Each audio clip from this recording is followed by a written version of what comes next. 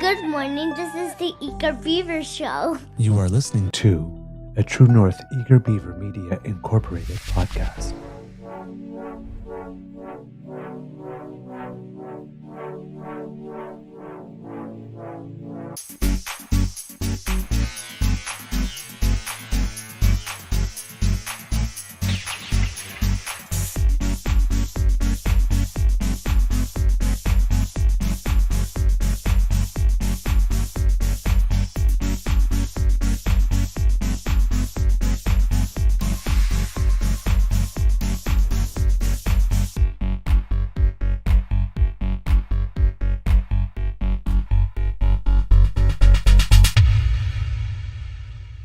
The True North Eager Beaver podcasts are proudly brought to you by our founding sponsors, the Misfit Mysteries from Corvid Moon Publishing, your source for science fiction, fantasy, and cozy mysteries featuring a broad diversity of characters, CanadianTarot.com, your uniquely Canadian online eclectic tarot community, and the Peppermaster, hot pepper sauces made from farm-fresh ingredients to thrill your taste buds and expand your mind.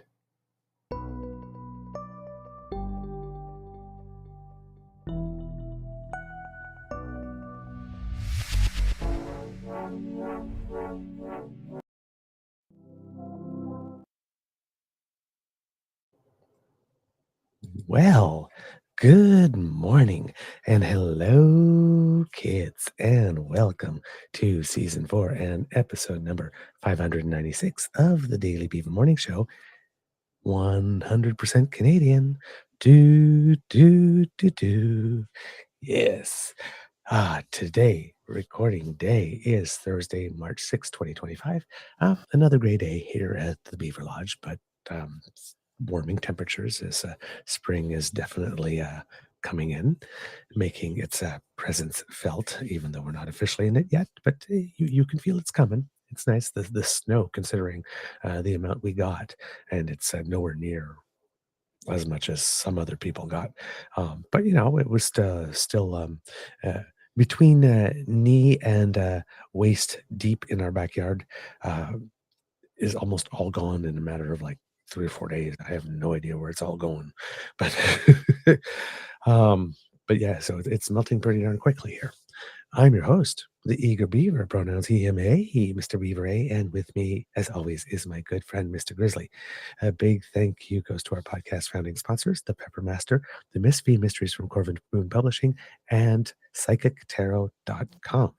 There you go. I was starting to get it down. Before we do anything else today, Kits and Cups, we'll be going over Canada's response to the tariffs and some interesting developments on the U.S. side. But before we do that, Mr. Grizzly, how is your mental health today, sir? Yeah. Okay, moving on. Yeah. Yeah. Mine pretty good. Actually, really good. Beaver Lodge curling report. Had 2 matches yesterday. My stick curling thing, which I have a new partner this year, who I absolutely love. 88-year-old man named Ray. If you're watching, hey buddy. We're kicking ass this year. We made it up into the A division, and we won yesterday. And currently, we're in 3rd place in the A division. So I don't know. Is that he completes me? So I guess but yeah, we're playing really well together. And then yesterday with Kit Michael, who a lot of people know here from the chat, we played our doubles match and regular delivery, and we had a very, very comprehensive game. Actually, we normally get to play 6 ends in doubles, and the match was over in 4. So we were rocking it yesterday. We were making everything. So yeah. So I'm feeling good. I guess that watching, a whole week of Scotties and then a half a week of a Briar within 3 weeks kind of sharpens your curling skills. I don't know, because ever since Rachel Holman won that Scotties, for the most part, I've had a couple of disastrous games, but I am playing lights out. Yay me. All right, but on to the more serious stuff here, kids and cubs. Let's say hello to some kits here. We haven't done that in a while. Look into the Beaver Lodge Magic Mirror, and I see Kit Uncover and Kit Elaine, Kit Saucy. Good morning to all of you, you beautiful people. Kit Janet S. Hey, hello. Good morning. Kit Cat W is with us today. Good. Oh, that's a wonderful. Kit playing with 3D. I hope you had a wonderful birthday. And Kit Elaine as well. I hope you had a wonderful birthday. Kit Linam. Hello, dear one. And hello, Mr. Linda. As well, if you happen to be watching. Oh no, sorry. Only on your birthday. Only on your birthday, if I remember correctly. Kit Wishful is with us. Hey, good morning to you. Thanks for joining, Kit. Mr. Jim. Hello, dear one. Big hugs to you and to Mama Lori. Let's see. Going through. Kit James is with us from Blackballed. And he says, I did not break Paul the other night. Okay. No, last night. Last night. Last night. Okay. The other night. Yes. Did he break you? I was up very late. I had too much wine to drink, and I didn't make the show yesterday. Yeah, he broke me. Okay. But last night he did not. Thank you, James, for breaking him only one night. Kit Toronto Dan is with us. Kit Hugh is with us. Hello, my friends. Big hugs to both of you. I'm so glad that you're here. Kit Miss Adventure is with us. Ooh, I like that. It's Miss Adventure now. And hello, family, as well. And let's see, keep going down here. Who's popping in to get some hellos before Kit Carole? Hello, Kit Christian. Bonjour, mon ami. Kit Jen. Hello, lovely. Thank you so much for joining us. All right. Kid James going, I have so much power. I can see the thunder and lightning. All right. So, whoops. Sorry. I thought I'd put my elbow on the armrest and I kind of slipped. I missed my target. Live bloopers. I do all my own stunts. Okay. Let's see. Well, the tariffs came down. Yeah. And we talked about it yesterday. We talked about how Pierre did not meet the moment at all. Like at all. We talked about how the Prime Minister did. Today we'll have some visuals and some clips to show you. We'll also have the clip, a bit of a clip of Mark Carney where I told you that he and Pierre have two very, very different solutions. Not solutions, things that they want to do with the counter tariff money. Well, old PP Skippy, Wonder Pigeon wants to give us an income tax, a cut on our income taxes. Like, okay, but if I don't have a job because the tariffs have eliminated the position, how is a tax cut going to help me or anyone? You have been paying attention, sir. Well, and his base is finally showing who they are. Let's just say they've ripped the mask off. I got to show you something right now. You got to see this to believe it. Okay. And it's like, yep, this is exactly who they are. Antonio tweets too on the Twitter with a Canadian flag in his name. What does he have to say? I will not support Canadian anything. Nobody supported me in the Freedom Convoy other than real Canadian patriots. So no, F you and your let's buy Canadian bullshit. Real patriots, eh? So first they tried to choke the border, and now sunny day patriots, I believe, is the way the expression goes. Would you even call it that? I mean, I think it's just patriotic if they can get what they want. Mm-hmm. So, that's less than impressive. The Prime Minister had to come out, and we showed you clips of what he said when he was in Europe last time. And we're showing you this, and we didn't show you clips of the speech that he gave when the tariffs were going to come the first time. We talked about it. Mm-hmm. It was, at the time he gave that speech, people were saying it was the best speech of his whole tenure as Prime Minister. Now, They say that a lot about him because when COVID hit, they said that about him when he came out a couple of times. And so then when he was in Europe, some people were circulating that clip we showed. I said that was the best moment of his prime ministership. Then came the fourth. Mhm. And a lot of people are saying this is the best speech of his. So just want to put that out there because once again, we like to say, again, look at what we willingly threw away. Yes. Okay. We agreed to throw this away.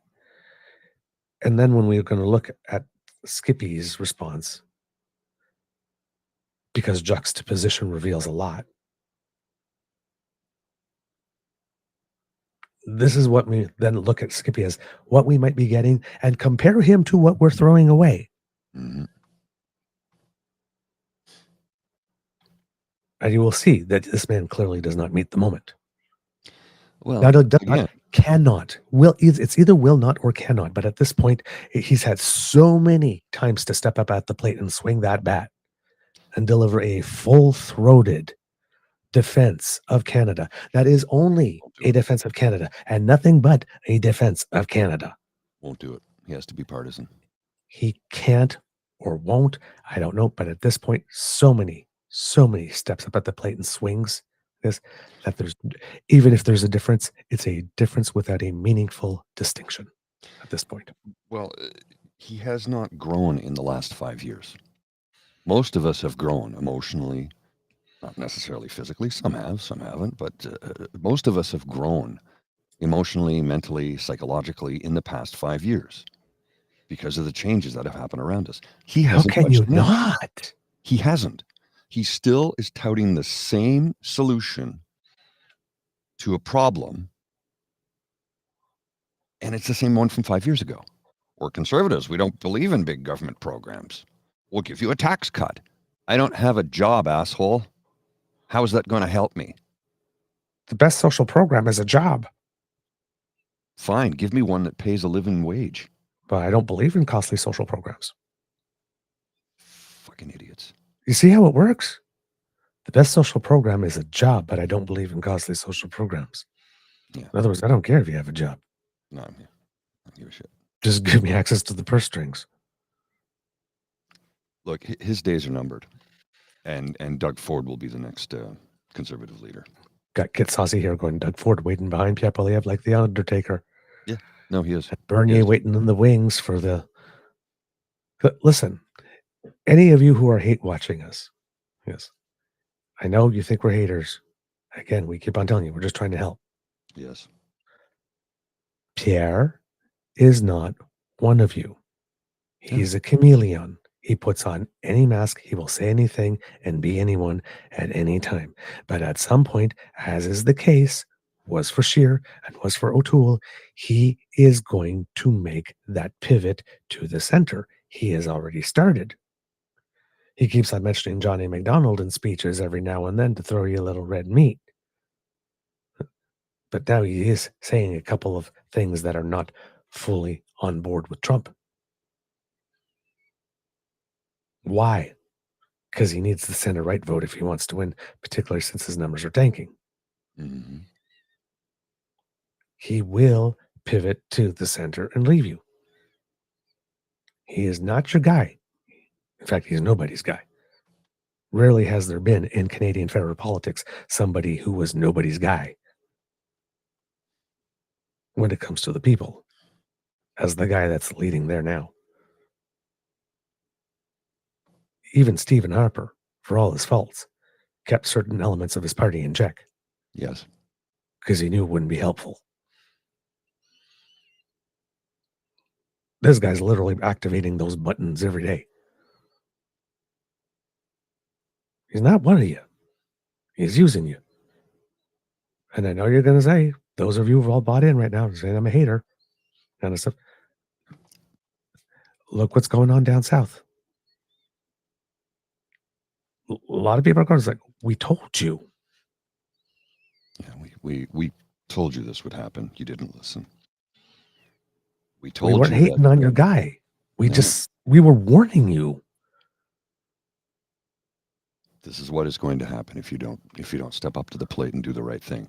And now it's literally our millions of Americans are going, I didn't think they'd eat my face. Yeah, guess what? He started with the farmers right off the bat by cutting USAID, right? When Pierre goes up to Iqaluit and says, we're going to fund that base with foreign aid, that's a direct attack on farmers. Because a lot of the money that goes into the food program is the Canadian government buying Canadian products from Canadians and shipping them over there. That's what happened in the first few days. There were farmers in the United States going like, I'm going to lose my farm because I had these USAID contracts. Yeah, and they're all gone now. One of the things that we're running with this trade war right now, right? Like Trump the other day went to the microphone and said, like this, or not the microphone, probably on Truth Social or one of those things, and saying, hey, farmers and all that kind of stuff. Now that we have these tariffs, you're going to get to produce more for inside the United States. Have fun. Guy didn't do his research because the United States produces more than it consumes. 1/3 of its production is for foreign aid. Well, not foreign aid, but for external. Yeah, it's external. Yeah. They can't produce more to feed internally. They already produce more. They export. So whatever, and that's where most of their money comes from, is the part that they export. Well, and now there's going to be 25% tariff on that. And other countries are going to retaliate on other stuff, right? China's already introduced 15% tariffs in retaliation on stuff like pork and chicken and poultry and soy, wheat, agricultural products. Well, Linda says it here. Telling American farmers they can just grow stuff for Americans and have fun was the height of knowing nothing about how it works.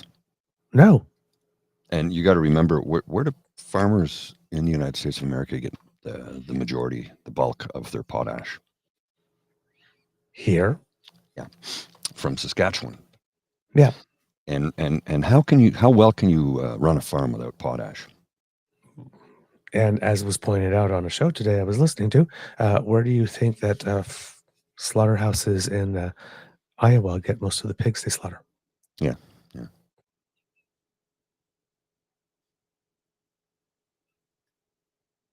It's the height of vanity, stupidity, ignorance, idiocy. To think that, we'll be fine. No, you won't. These trade agreements were put in place for the benefit of each other. And when you destroy them, you destroy people in the process. Mm-hmm. Generational family farms are going to disappear. So which may be his ultimate goal, so he can get a land grab and a big corporate farm can take it over, and then he'll hand over USAID to corporate farms. Who knows? I don't know. Trump Golf Course, Iowa. I'm just, Iowa is a red state.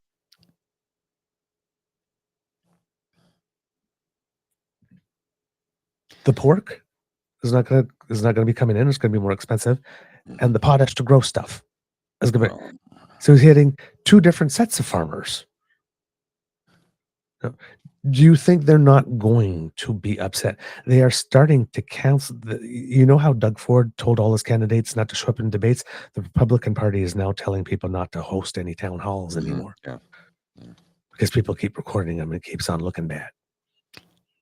Because it's, yes, the progressives and whatnot are showing up, but people who voted Trump are also showing up and go, hey, what the fuck?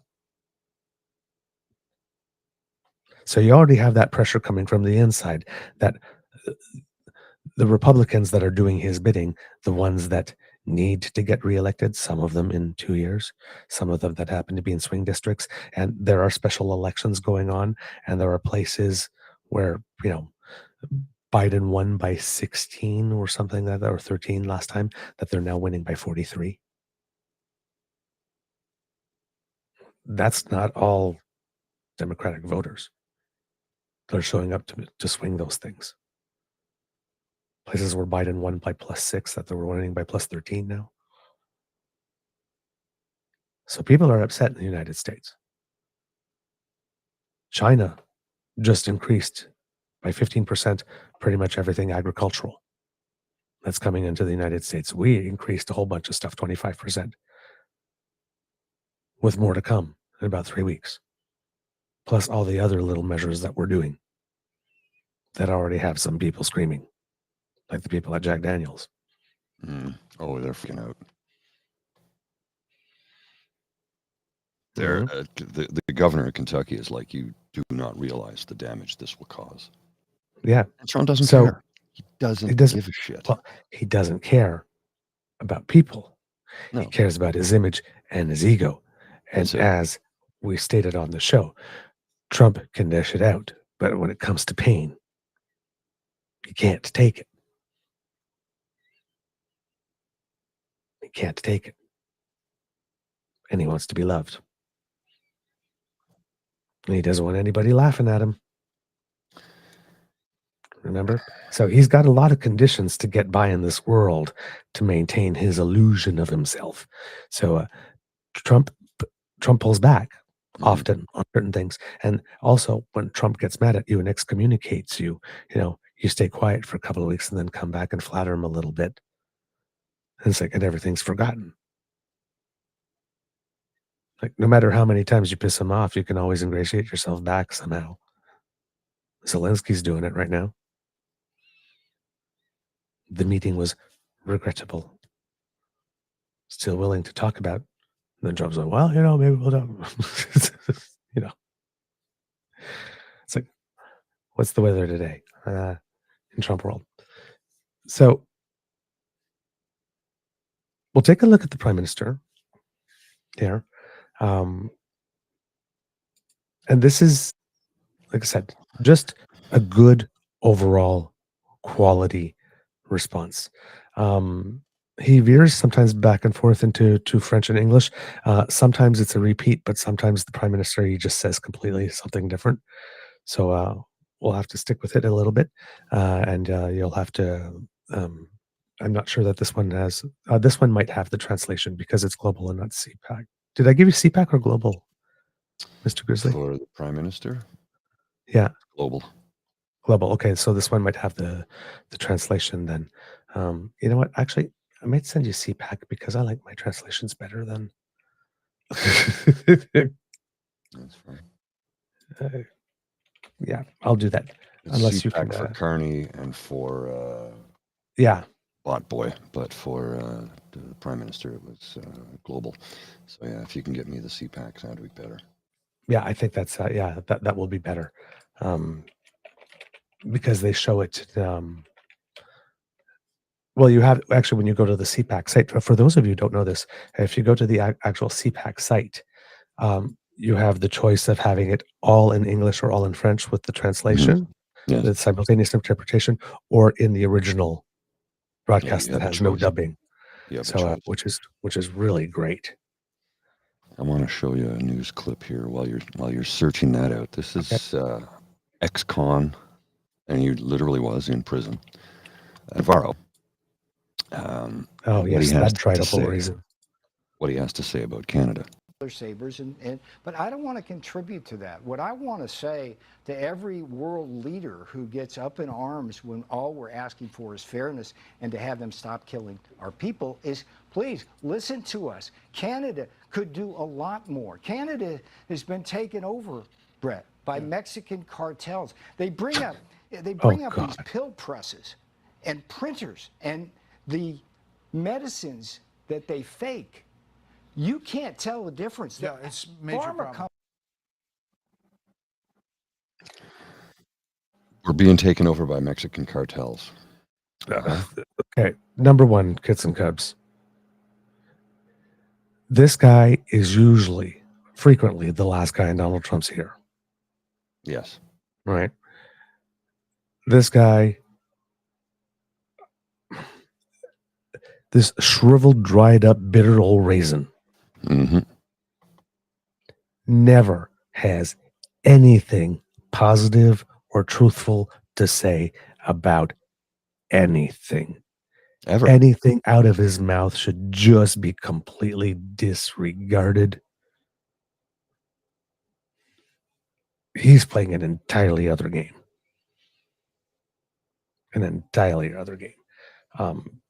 Yeah.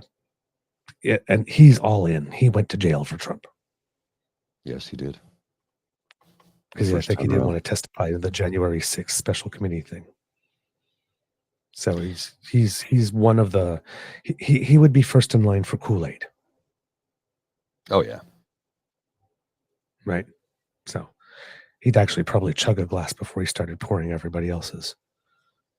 He'd be sampling like while he's doing the mix. Just like when you make cake batter when you're a kid or a cookie batter, and you always.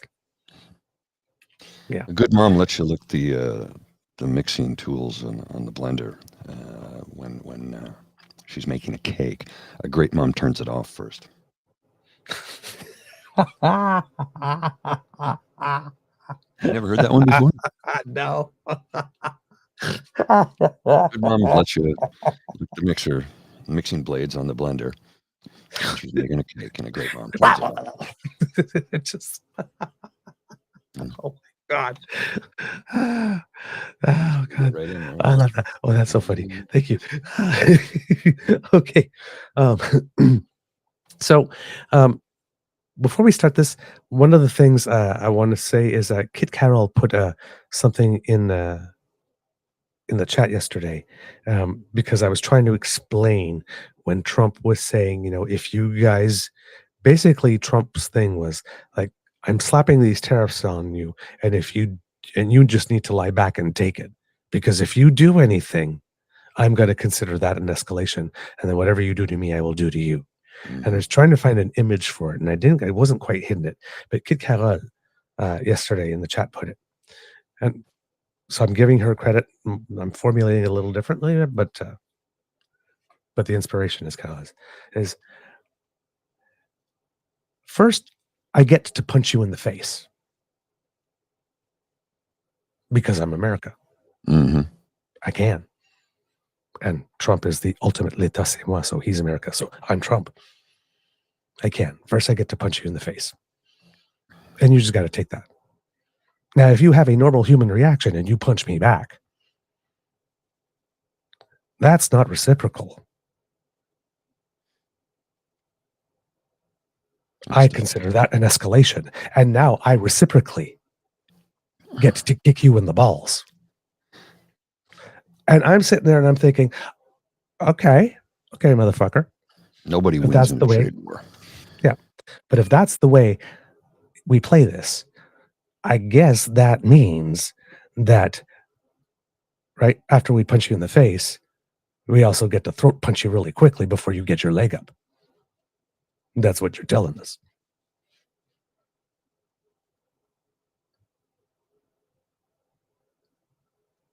If when you punch me in the face, I punch you back, and that means you get to kick me in the balls, I better make sure that you can't get that leg up now, can I? Mm-hmm. If that's how we're going to play. That's not a negotiation. It's just going to escalate. And Trump is believes we're going to blink. Look, no trade agreement that he signs is worth the paper it's written on. He's already torn up 2, and including one he signed. Yes. How much do they owe us for the softwood lumber? Was it $5 or $6 billion that they will never pay? Yeah, and that was in the World Trade Commission, or was it World Trade Organization? Yeah. Thank you. They owe you $5 billion. They will never pay it. They're the bully kid at the end of the block, and they're led by the biggest bully. I think that one they did pay, because I think it was one of the terms of getting that 2006 agreement when Stephen Harper caved. But like I said, then they within a year they just filed a grievance, and then a couple of months later they filed a second one, and then we were back to square one again for another 20 years of litigation. So again, we were at the last final stage of litigation after so many years and decades of doing this. And that's when Stephen Harper said, rather than waiting for the verdict that would have said, you know what, you're right, you won, and it would all be done. He said, let's make a new deal and start the clock all over again. But conservatives are Canada first, right? Sure they are. No, they're bank account first. Yeah. Speaking of, So, you heard that Mark Carney recently, if he becomes prime minister, he's putting everything into a blind trust. Which Pierre Poilievre hasn't done anything of the sort. Not surprising. It's probably not the first time he had to as well, right? Probably had to do that as governor of Bank of England, but governor of Bank of Canada too. So again, no skin off his teeth. He's done this before. Yeah. Right. This is what an honorable man does. Well, he would have been able to have those positions had he not. So I mean, you can't have one without the other. So and that's one of the reasons why a lot of this attack is not working. I remember, like, when Pierre did that big thing on Sunday, not one question from a journalist there was about what he came there to do, about Carney.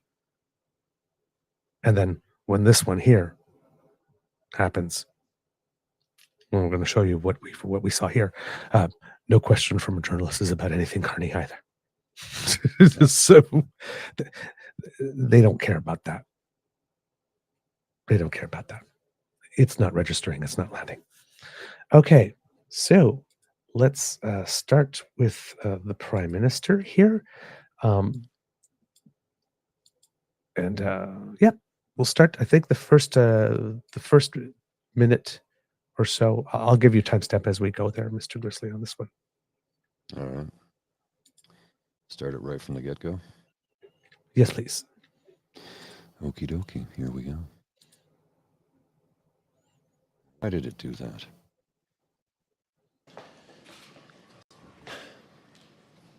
So today, the United States launched a trade war against Canada. Their closest partner and ally, the closest friend. At the same time, they're talking about working positively with Russia, appeasing Vladimir Putin, a lying, murderous dictator. Make that make sense. Canadians are reasonable, and we are polite, but we will not back down from a fight. Not when our country and the well-being of everyone in it is at stake.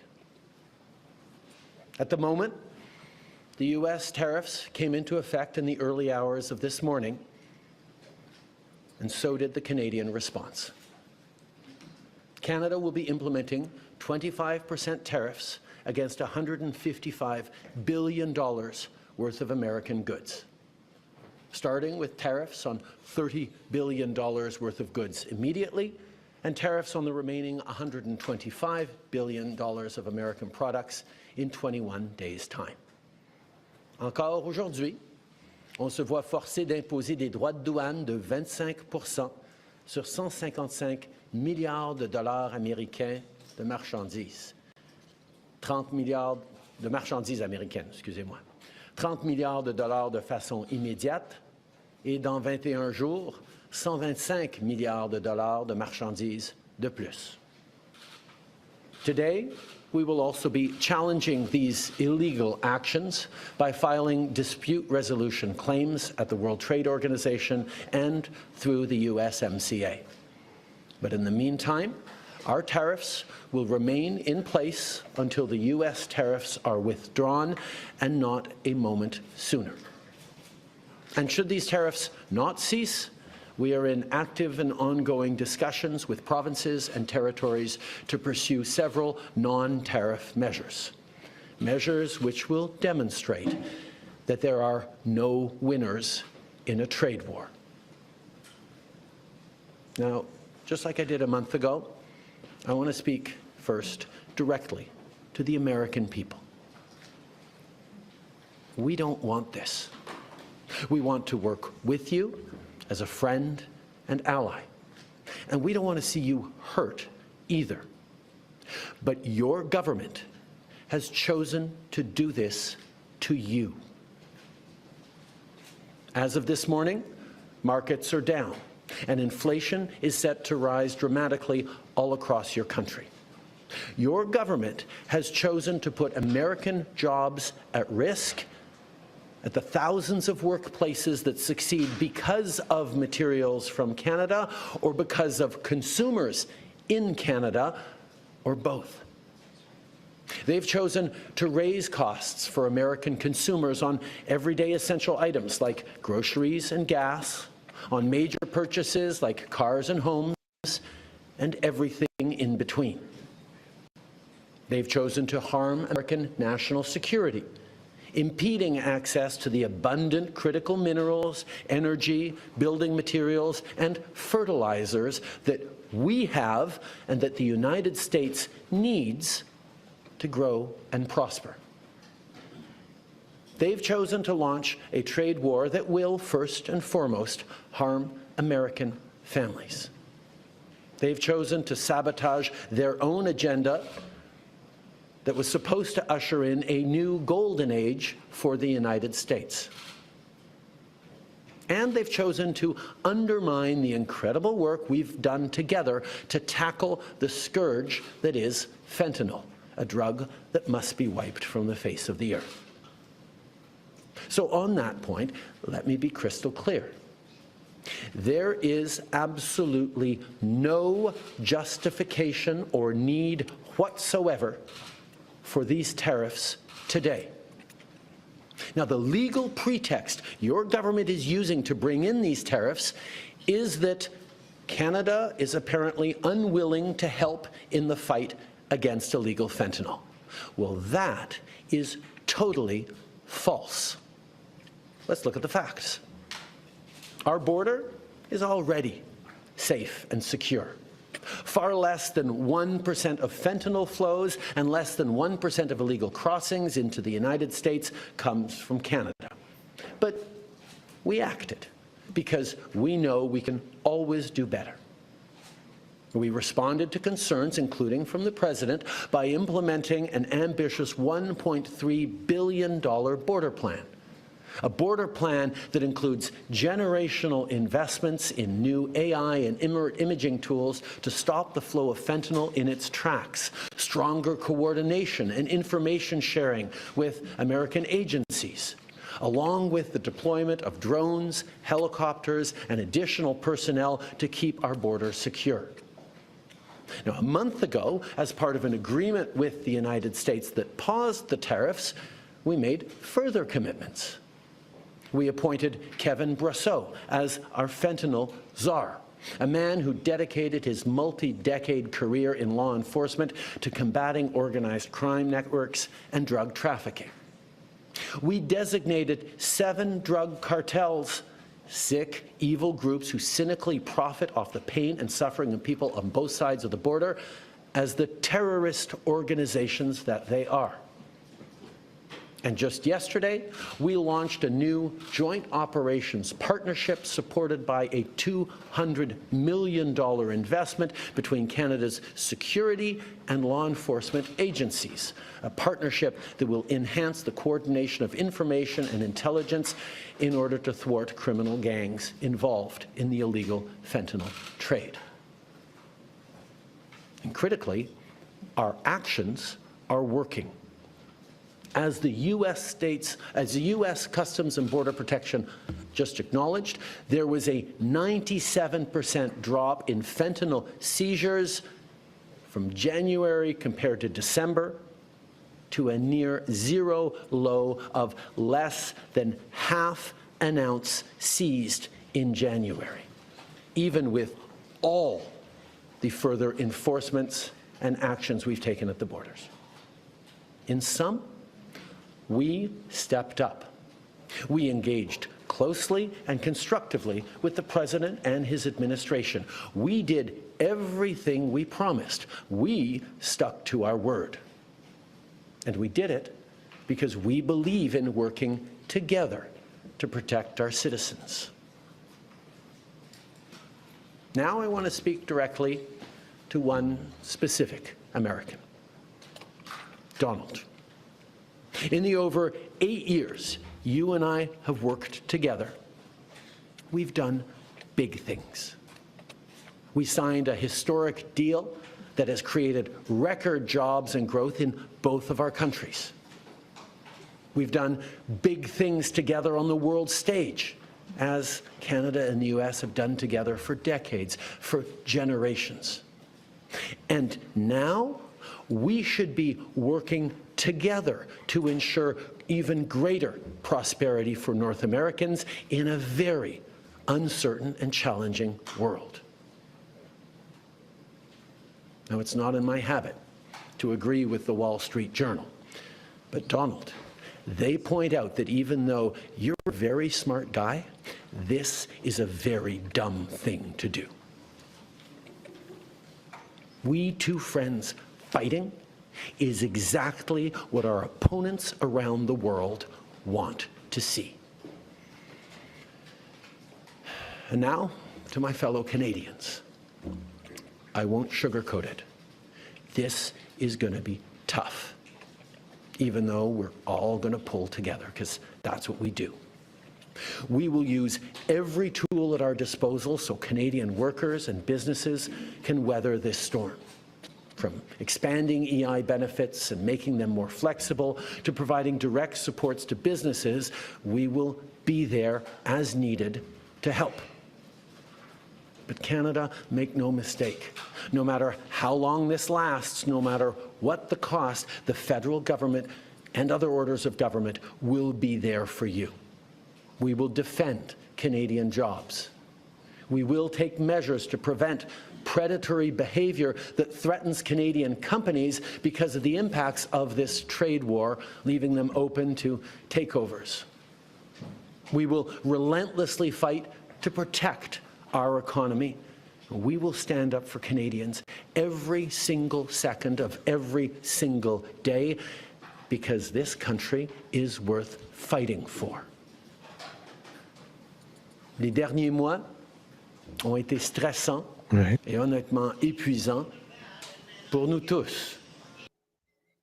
Okay. We're going to stop at this section because there's a lot to deal with already. The first section in French I did not translate because it was exactly his opening.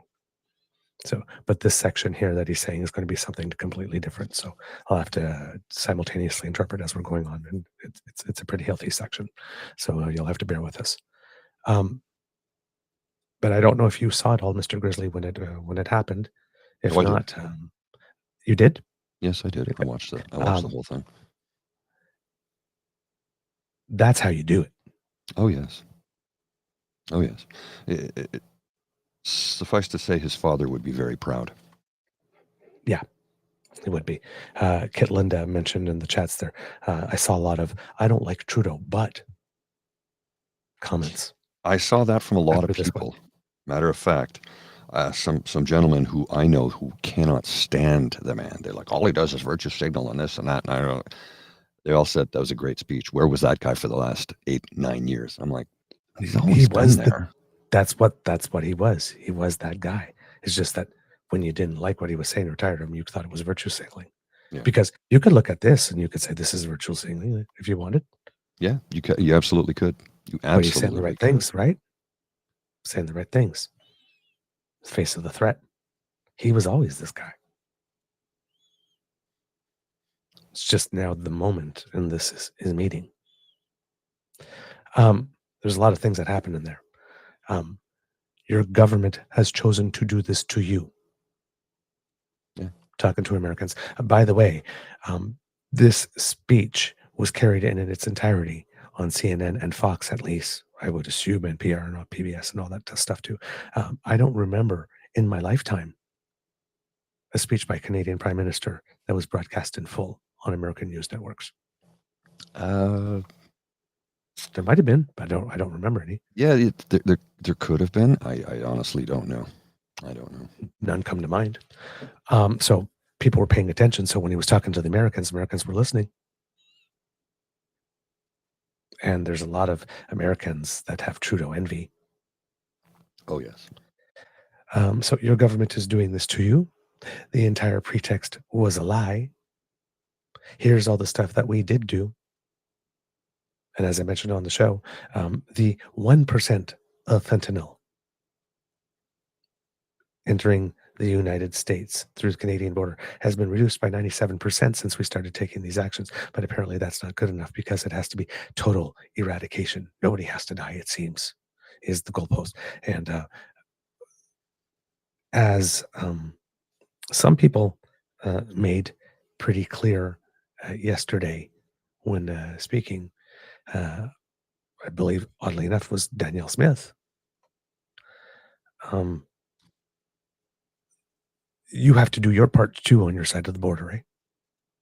Especially since there was an announcement of a big cocaine and methamphetamine bust Well, to coming that, from the United States to Canada.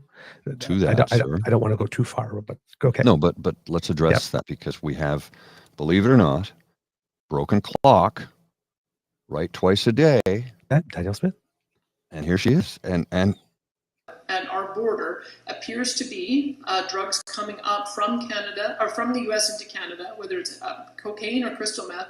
The issue of migrants seems to be exclusively people coming across from the United States into Canada. A woman in the room said that 2 or 3 times a year she sees families with suitcases. And I asked the room full of about 200 people how many people experience the same, and almost everyone lifted their hands. So there are hundreds of people potentially who are coming across from the United States into Canada, and we are not seeing the same in reverse. So what we are asking for is some recognition that with the additional enforcements we put at the border, our interdiction teams, the sniffer dogs, the vehicle inspection, the drones, and the Black Hawk helicopters, that's a demonstration that we're doing our part. We're wanting the U.S. to match our efforts as well.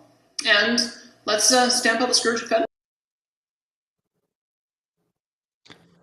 So, I mean, my thoughts and feelings on Danielle Smith. I have no use for her because I think she's an idiot and is beholden to oil monopoly, or oligopoly, I should say, oil baron oligopoly. She cares not for the average citizen and wants to privatize everything, especially healthcare. But she's right this time. And remember, we on this channel are all about facts. And when somebody gets something right, we're going to applaud them. Give credit.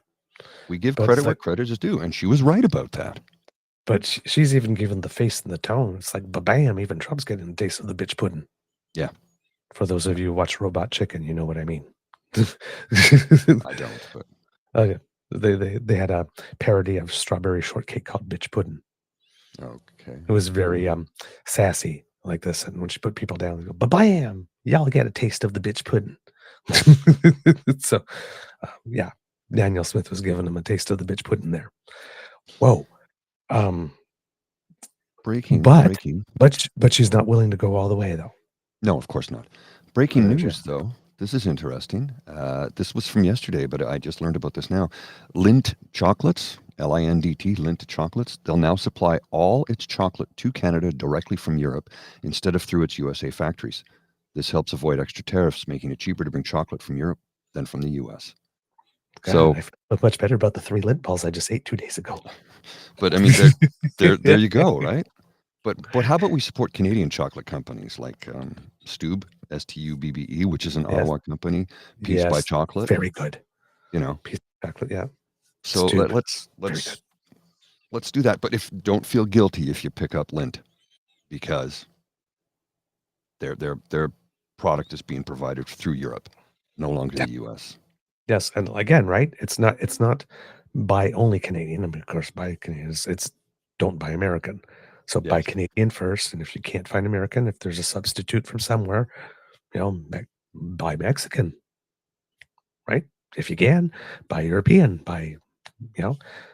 and then if there is no available substitute, then of course, if you can't go without, then of course, then buy American, or if there's a budgetary thing, that come on, it's like not expecting you to. Not be able to eat and stuff like that. You do what you can, right? But these things matter, It's like, and it's, remember, it's not only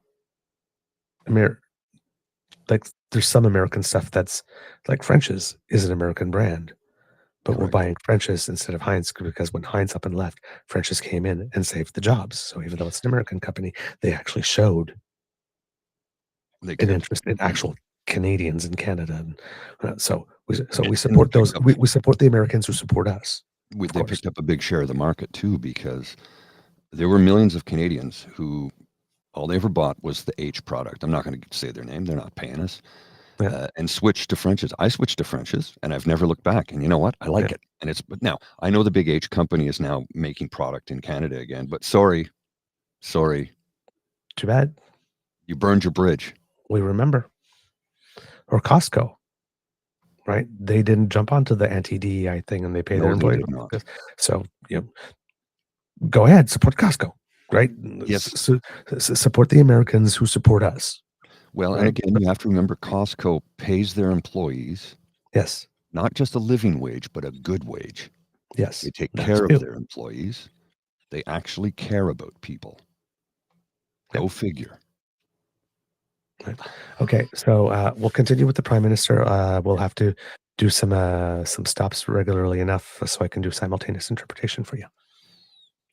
Just a second while I bring that back. Find my tool here. There it is. That's the tool I need to. Here we go.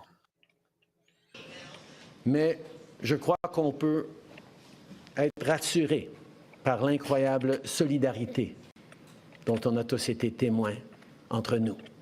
Solidarité entre nos entreprises, nos syndicats, notre société civile, les communautés autochtones et tous les Canadiens. L'ensemble de la société canadienne parle d'une seule voix pour qu'on se fasse entendre de nos partenaires américains, pour illustrer que l'imposition de droits de douane, c'est une très mauvaise idée. Okay. En même temps, on travaille à So I believe we can be assured by the increase in solidarity that we've seen in Canada, solidarity between businesses, between civil society, the Indigenous community, and all Canadians. We are speaking with one voice when it comes to saying that these tariffs are a bad idea. interne pour faire tomber les obstacles au commerce entre nos provinces et territoires.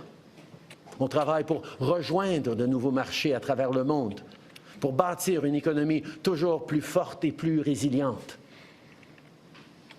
Dans les dernières années, j'ai eu plusieurs occasions de discuter avec des leaders du monde entier. Mon message est toujours le même. Le Canada est un partenaire fiable et notre porte est grande ouverte. Okay. So we're also taking steps to remove barriers between provinces, to find new markets, and to make our economy even stronger and more resilient. Over the course of my mandate, I've talked to many leaders, and my message is always the same. Canada is a reliable partner, and our door is always open. Dans les dernières semaines, on a aussi redoublé d'efforts pour renforcer nos liens avec le Mexique, qui a lui aussi été frappé par ces tarifs.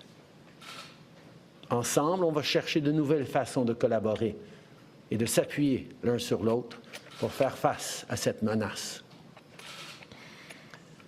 Face à l'incertitude, face à l'inquiétude, les Canadiens ont fait preuve de tellement de solidarité. Je vous ai vu partager des listes de produits canadiens pour aider vos proches à appuyer les entreprises d'ici. Je vous ai vu changer vos plans de vacances et opter pour des magnifiques destinations touristiques qu'on a ici chez nous, au Canada. Je vous ai vu redoubler d'efforts pour soutenir nos petites entreprises et nos travailleurs. So, over the last few weeks, we have redoubled our efforts to strengthen our links with Mexico, who are also facing these threats. We are looking at new ways to collaborate and rely on each other to deal with these threats. Canadians have faced uncertainty and worry, and in the face of that, they have shown so much solidarity. I have seen you share lists of products so that you can buy Canadian. I have seen you change your travel destinations and opt for magnificent Canadian destinations instead. I've seen you redouble your efforts to support small businesses and workers.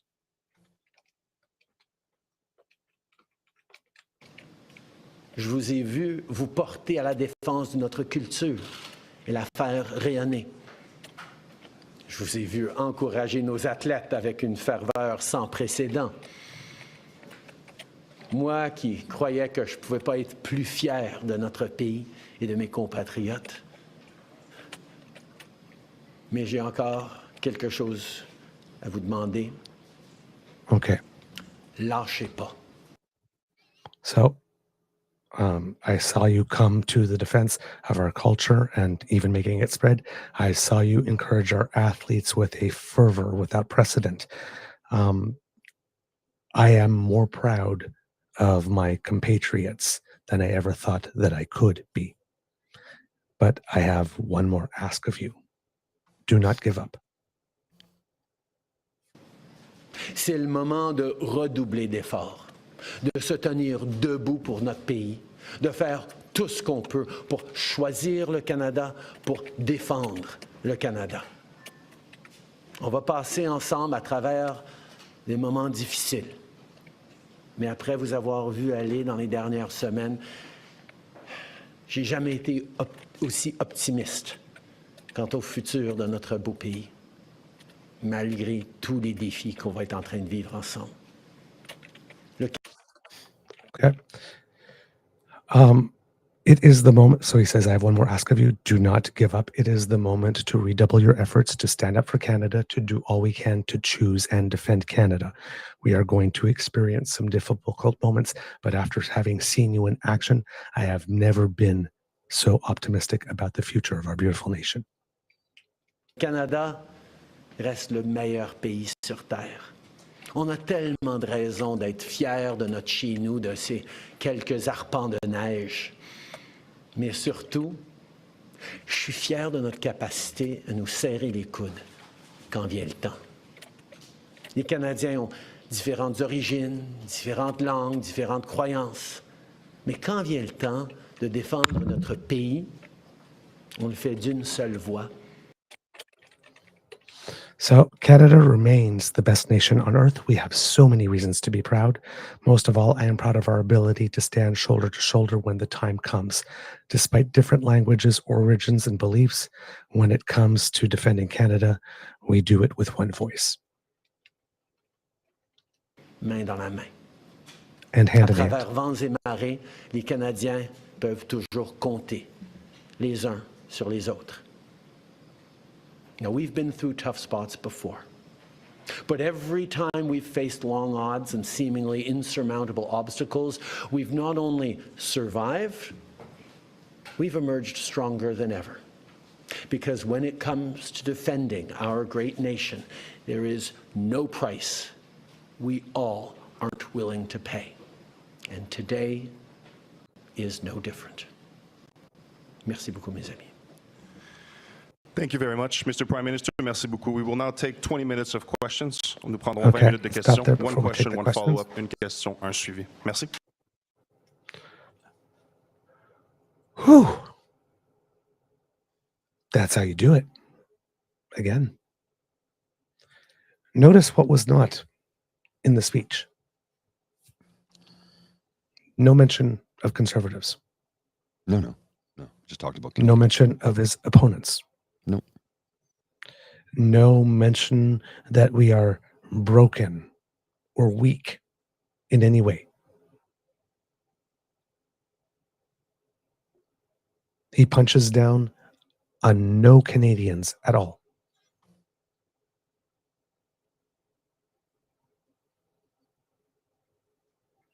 There's no promises of big, bold, patriotic tax cut. There's a promise that we will be there for you.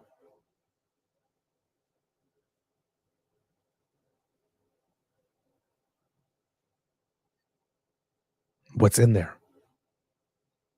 That's how you'd make a full-throated defense of Canada. Not just say Canada will never be the 51st state and then walk away. No. He addresses Donald by his first name because he knows Donald hates that. He hates it. Yeah, absolutely hates it.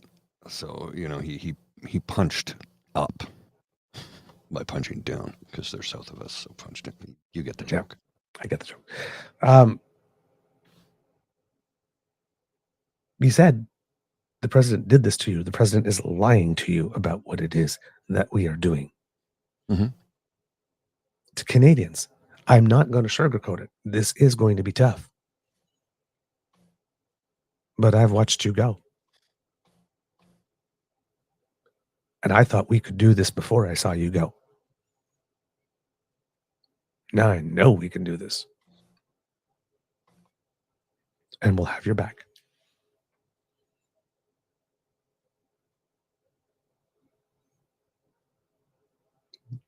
That was the assignment.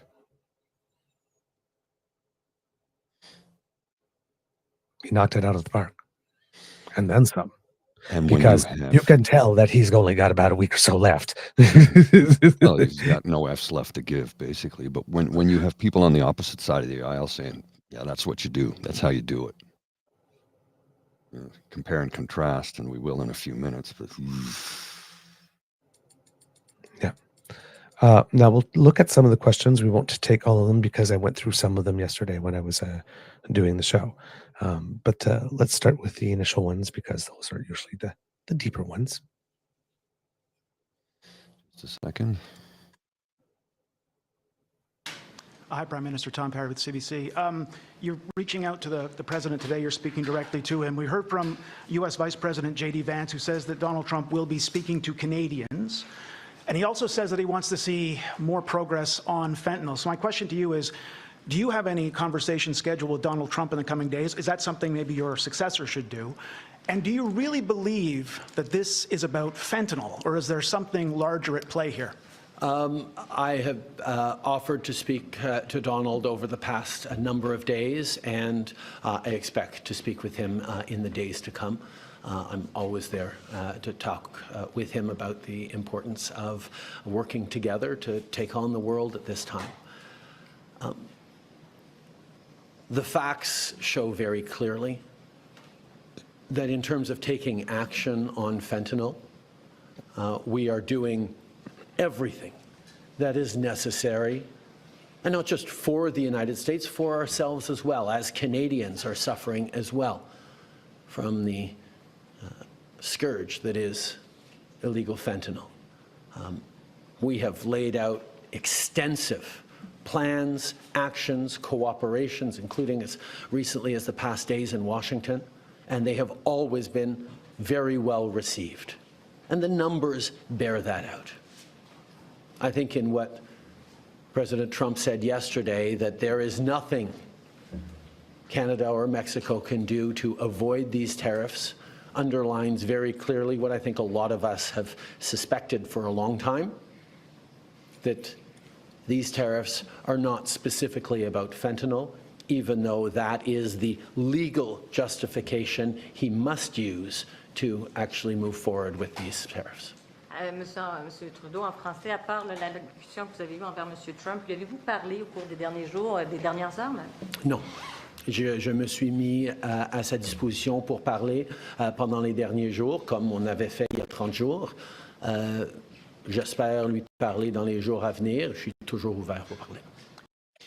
Okay, so the question in French was, have you spoken to him recently? And he says, you know, as always, I remain at his disposal to call, but there had been no call as such at the time of that conference on March 4th.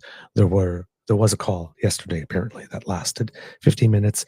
That was supposed to result in more calls yesterday. I'm not sure if they did happen because I heard today that there might be some calls today.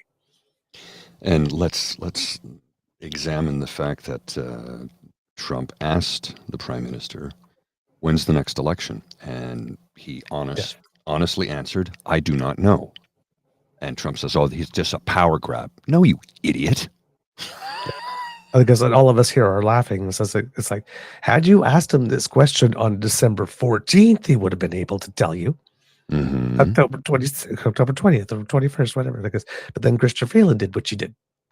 So we don't know. And then before that, you know, last summer he would have been able to tell you, but then Jagmeet Singh ripped up that deal. Yeah, so it's a question of, does the new Prime Minister, whomever that may be, call an election right away, or do the House reconvene? And do they have a non-confidence vote, which is kind of difficult when you have a new leader? I mean, really, non-confidence, you got a new leader. Yeah. But the United States has a true fixed election date. Yes. We do not. No, ours is flexible. Like I said, it can be in October of this year.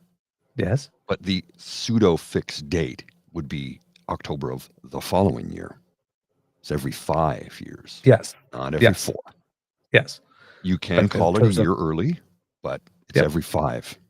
Yep. But in terms of legislation, if we assume the legislation, it's 4 years. The second on a Tuesday in October, about 4 years since you last won. And that's the predictable one that we sort of kind of agreed to. But tell me you know nothing about Canada without telling me you know nothing about Canada. Westminster parliamentary system. Governments can fall. In the United States, governments don't fall. Presidents allegedly get impeached. Well, Trump was impeached twice or 3 times. Yes, but they're yet, despite I think the 4 impeachments is that I don't think anybody has been actually No one's been successfully removed. No. fully removed yet. So allegedly impeachment exists. But here, yes, governments can fall. So yeah, when you have a parliamentary system, when you have a system of governments where a government can fall, it's kind of hard to tell you when the next election is going to be. Unless you happen to have a majority. Mm-hmm. We shall continue.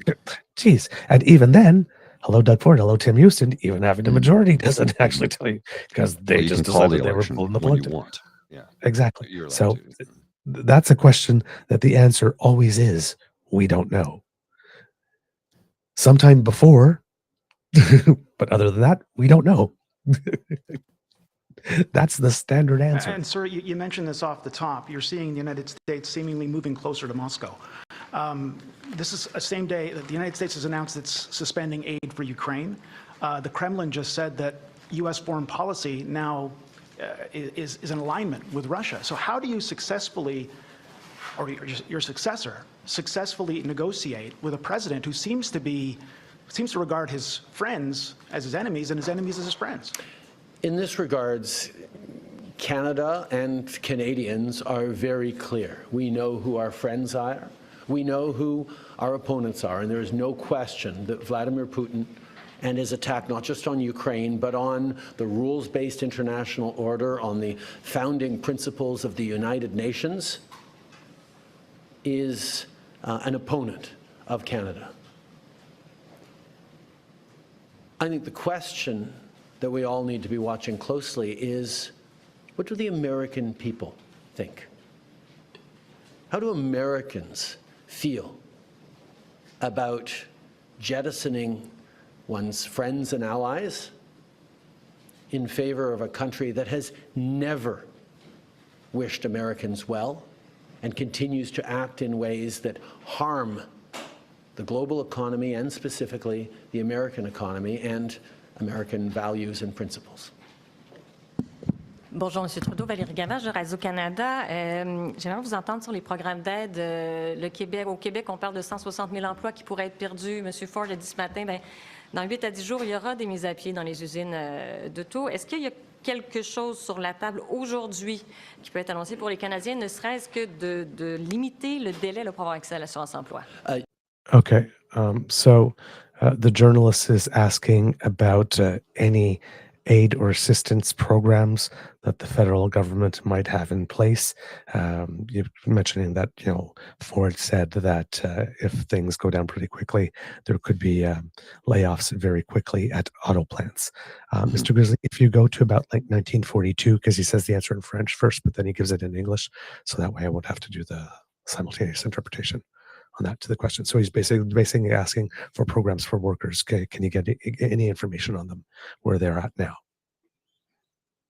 In English, please. I think the thing to remember first and foremost, as we reflect on the impacts on Canadian workers and Canadian jobs and businesses, is that, first of all, there will be similar impacts on Americans losing their jobs, American families paying more for basic goods that they rely on at a time where times are tight everywhere. But our focus has to be on getting these tariffs lifted as quickly as possible. What can we do in the coming days is our focus to make sure that these tariffs don't last a second longer than necessary. So we will be looking at, including looking in the coming day at things we can do around adjusting EI to support people through this difficult time. But Great. Our priority has to be not on figuring out how to manage through these tariffs over the coming days and weeks and months, but on doing everything we can to get them lifted and put an end to this unjustified trade war that hurts American families and Canadian families. On a l'impression que vous n'avez plus beaucoup de... Before we get to the next question, I did hear that they were looking at increasing EI payments, the amounts, and I wholeheartedly support that because, as everybody knows, I'm unemployed right now, and I'm not seeing a lot of opportunities. Now, I do have there's a company that I'm consulting with, but if I make a sale, I get paid. If I don't make a sale, I don't get paid. So, Right. Is that work? I put feelers out, send out emails. I'm unemployed. My only income right now is EI and whatever we can pull in through this channel. But increasing the EI payments would go a long way in making my life a little bit better, because one EI check doesn't even cover my rent. I have to borrow money to pay my rent. So, I'm thankful that I have parents who are willing and happy to help me out, but it's very humbling when your, octogenarian father is loaning you money to keep a roof over your head. It's very humbling, and it's a tough pill to swallow, but what choice do I have, right? Right. So, PNC Bio suggesting I go on disability. I don't know if I'm there for that, but I do have a doctor's appointment coming up, and I will be having a conversation with him about how my mental health has been taking a shit kicking recently, and whether I need to increase my medication or switch my medication, or what can I do. Something else I also want to discuss with him is the fact that physically I cannot do the work I once did. Mm-hmm. And I need that looked into further. Like how bad is my back going to get? Am I going to need a wheelchair at some point? These are all legitimate concerns for me. So where do I go from here? I don't know. But if they can increase EI ASAP, that would help me a lot, because there are going to be a lot of jobs disappearing. There's not a lot of people hiring for my qualifications. I get sent jobs daily for things I'm like, I'm sorry, I don't have a master's degree. Why are you sending this to me? Right. I don't have a degree in computer science. And by the way, the jobs that are asking for you to have a master's degree or a degree in computer science, they're really not paying that well either. They're offering to pay what I was earning at my last position. And I'm like, guys, hello? Have you not realized that the cost of living has gone up exponentially in the last little while? So, anyway, Indeed. Enough about me and my woe is me story. I'm not wallowing in self-pity here. I'm talking about my reality. And I am well enough today to do an ASMR later. So just giving you guys a heads up on that, because I got to get caught up on some stuff. But yeah, we shall continue with this next question. De cartes dans votre jeu, est-ce que de devancer la renégociation de la CEUM fait partie des plans actuellement plus que jamais? Okay. So basically taking there's a thing that journalists are doing these days that really annoys me. Mm-hmm. This journalist said it seems that you don't have a lot of cards. We know where that reference comes from. Mm-hmm. Right? Do you think that speeding up yeah, really, do you think that just fast forwarding to the renegotiation of NAFTA 2 or CUSMA or USMCA, whatever, USMAC or whatever you call them, I guess would be preferential? Yes.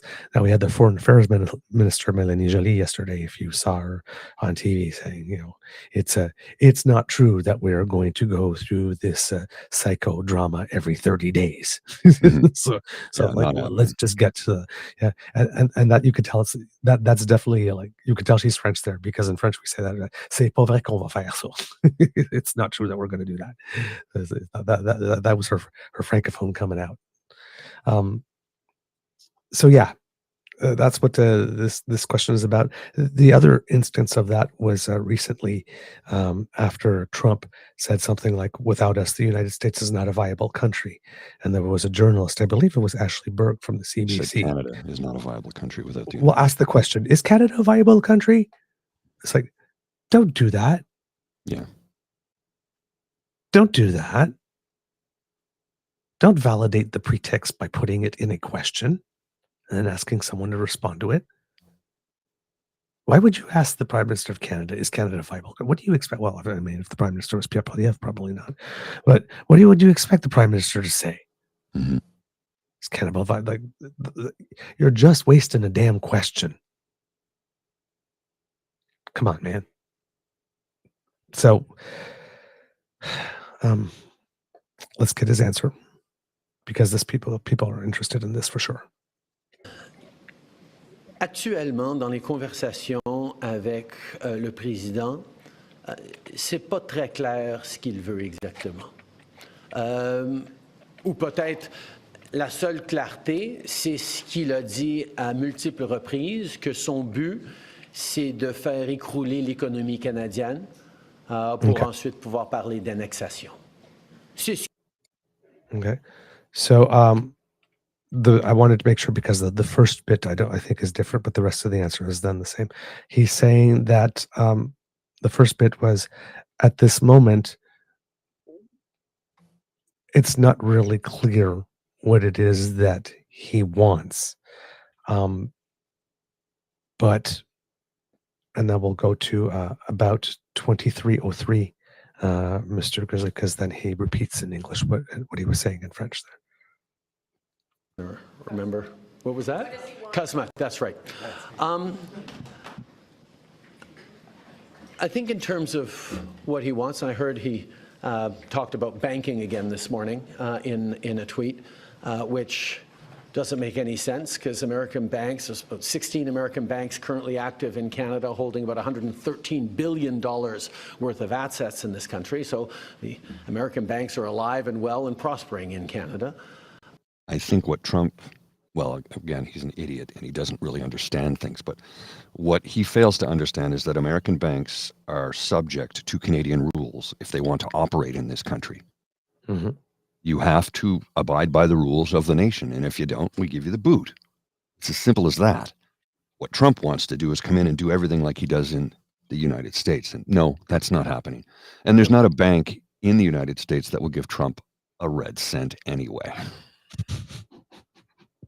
So I think it's ironic that he's pushing U.S. banks in Canada when none of them would go near him. None of them. Nor have they for years. He's been bankrupt, what, 6 times? Something like that, yeah. But he always says, I've never been bankrupt. True, technically, he personally has never declared bankruptcy. But he's bankrupted his company 6 times. Mm-hmm. So technically, he's got you on a technicality. He personally has never declared personal bankruptcy. But corporate bankruptcy, many times. We'll continue. Run America like a business. Yeah, run it right into the ground. It's an example of not really being able to see what it is that he wants, because even the excuse that he's giving for these Paris tariffs today of fentanyl is completely bogus, completely unjustified, completely false. So we actually have to fold back on the one thing he has said repeatedly, that what he wants is to see a total collapse of the Canadian economy, because that'll make it easier to annex us, is the second half of his thought. Now, first of all, that's never going to happen. We will never be the 51st state. But yeah, he can do damage to the Canadian economy, and he's started this morning. But he is rapidly going to find out, as American families are going to find out, that's going to hurt people on both sides of the border. Americans will lose jobs. Americans will be paying more for groceries, for gas, for cars, for homes, because we have always done best when we work together.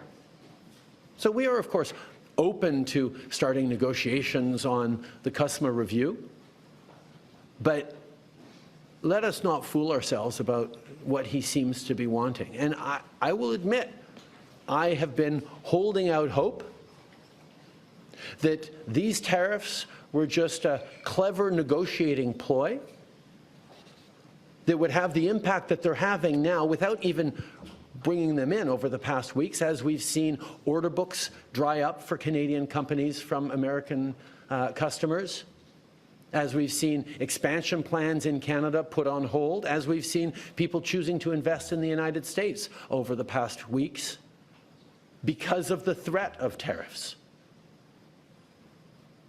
But now that he's moved forward with tariffs, we're going to see the real impact of a trade war between our two countries. And that impact will be to hurt American families. Prime Minister Tonda McCharles with the Toronto Star. I hope you can be as specific. So let's go to fast forward to 3613, because the rest are pretty much boilerplate questions and answers. And interesting question. You mentioned the markets earlier. Someone who knows a thing about them, Warren Buffett, came out and said that these tariffs could be viewed as an act of war. Does the Canadian government believe these tariffs from Donald Trump is an act of war from the U.S.?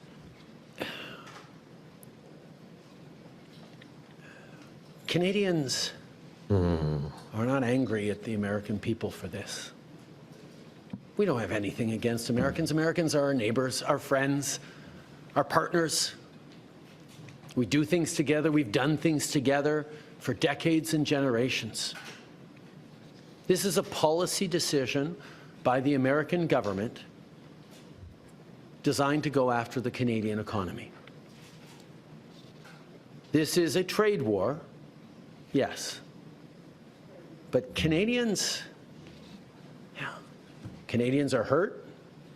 Canadians are angry. We're going to choose to not go on vacation in Florida or Old Orchard Beach or wherever. We're going to choose to try to buy Canadian products and forego bourbon and other classic American products. And yeah, we're probably going to keep booing the American anthem. But let me tell Americans, we're not booing you. We're not booing your teams. We're not booing your players. We're booing a policy that is designed to hurt us. And we're insulted. And we're angry. But we're Canadian, which means we're going to stand up for each other. We're going to fight. And we're going to win. There are probably a lot of folks watching on TV today who've been laid off or they were told not to come into work today because of these tariffs. Can you explain to them why you've not announced any relief measures today to help those folks out?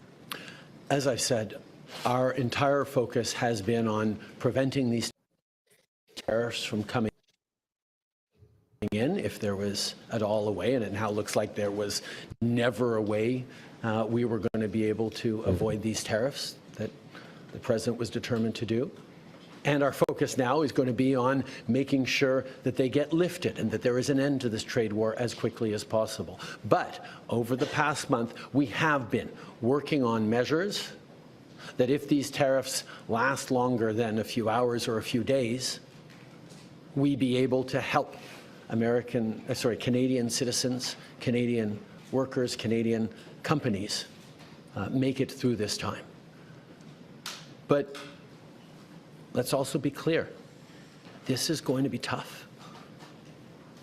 The American trade war is going to hurt the Canadian economy and is going to hurt all of us. What our government needs to make sure we're doing is try to make sure that nobody goes hungry and that everyone carries their share of this. And that's a hard thing to do, but that's where we're leaning in, both as a federal government and with provinces and territories on responses to be there for Canadians. Thank you, Mr. Prime Minister. Merci. That concludes today's press conference. Wow. Mm-hmm. No punches. Bold. No, absolutely not. Bogus. Outright bogus. Not true. Don't think that there was ever a way.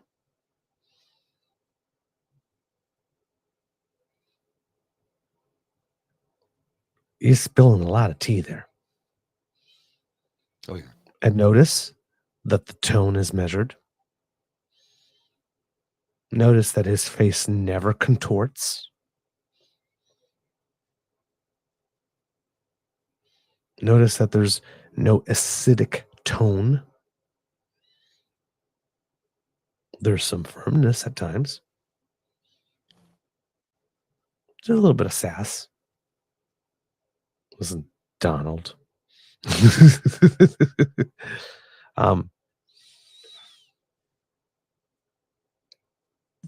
There's no undercurrent of contempt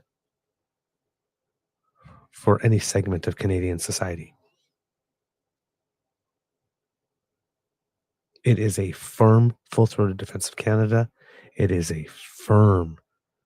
It's like, you can do this. And yeah, it's going to hurt. But I got my people on my left and right flanks. And I know they got my back, and I know how we fight. So bring it.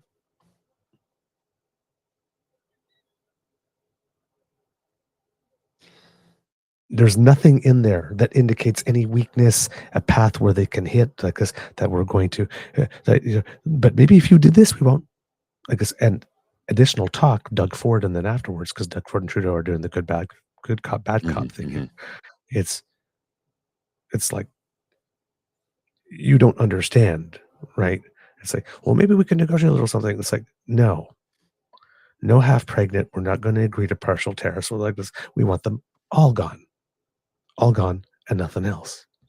I've seen some Americans hitting back with, why is there a tariff on dairy at 240%? And what about all these other tariffs? And it's like, oh, you don't understand. Because we don't subsidize. We do supply management because we don't subsidize. And trying to explain that to some folks, because they just see numbers and they don't understand the meaning behind those numbers or why they exist. Yeah. It's just like, a different system. That's all it is. It's just a different system.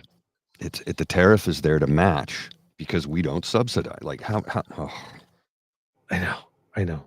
It's like trying to explain the quadratic functions of trigonometry to a 3-year-old. It's not a rational function. Take a quick look at the Pillsbury boy. Or the Pierresbury boy. We're not going to show you all of it. It's 25 It's not minutes. It's not worth watching all of it. I want to start at the beginning. However, he starts in French, as he always does. Pierre, fortunately for us, does his whole section in French and then does his whole section in English. And I'm not going to translate what he says. I just want you to listen to the delivery, how he starts, because he doesn't get off to the great start. You don't have to understand what he's saying to know that he's not getting off to a great start. And then we'll go to the English. Strange. I don't know why I did that. All right, here we go. À minuit une, le président Trump a trahi le meilleur ami des États-Unis. Mon message au président est le suivant. On va défendre les Canadiens et notre économie. On va mettre le Canada d'abord. Oui, notre économie va souffrir, mais la vôtre aussi. Les travailleurs en paient déjà le prix pour cette décision ridicule. Okay. Les prix de l'essence aux États-Unis sont plus élevés déjà pour vos consommateurs, Monsieur le Président. So, again, difference in tones right off, right? You can just hear it in the voice. Again, notes, looking down. Prime Minister didn't need any. To be fair, and it is important that we are fair because we believe in this. To be fair, the Prime Minister didn't look down because he didn't have to, because he had two teleprompters to the left and right of him. You don't see them in the frame, but I've seen other images from people further back that showed he had a teleprompter on either side. The plastic ones that sit up at an angle, he did have those. So we got to be fair about this. Yes, he didn't look down at notes because he didn't have to. They were right there in front. Conservatives have more money than God. I know, and they couldn't No reason couldn't spring for it, which is right. So, acerbic tone, looking down, coming in, looking tired, halting voice, and as you heard at the end, starts tripping over his words because he can't get them out right. And that happens for a while.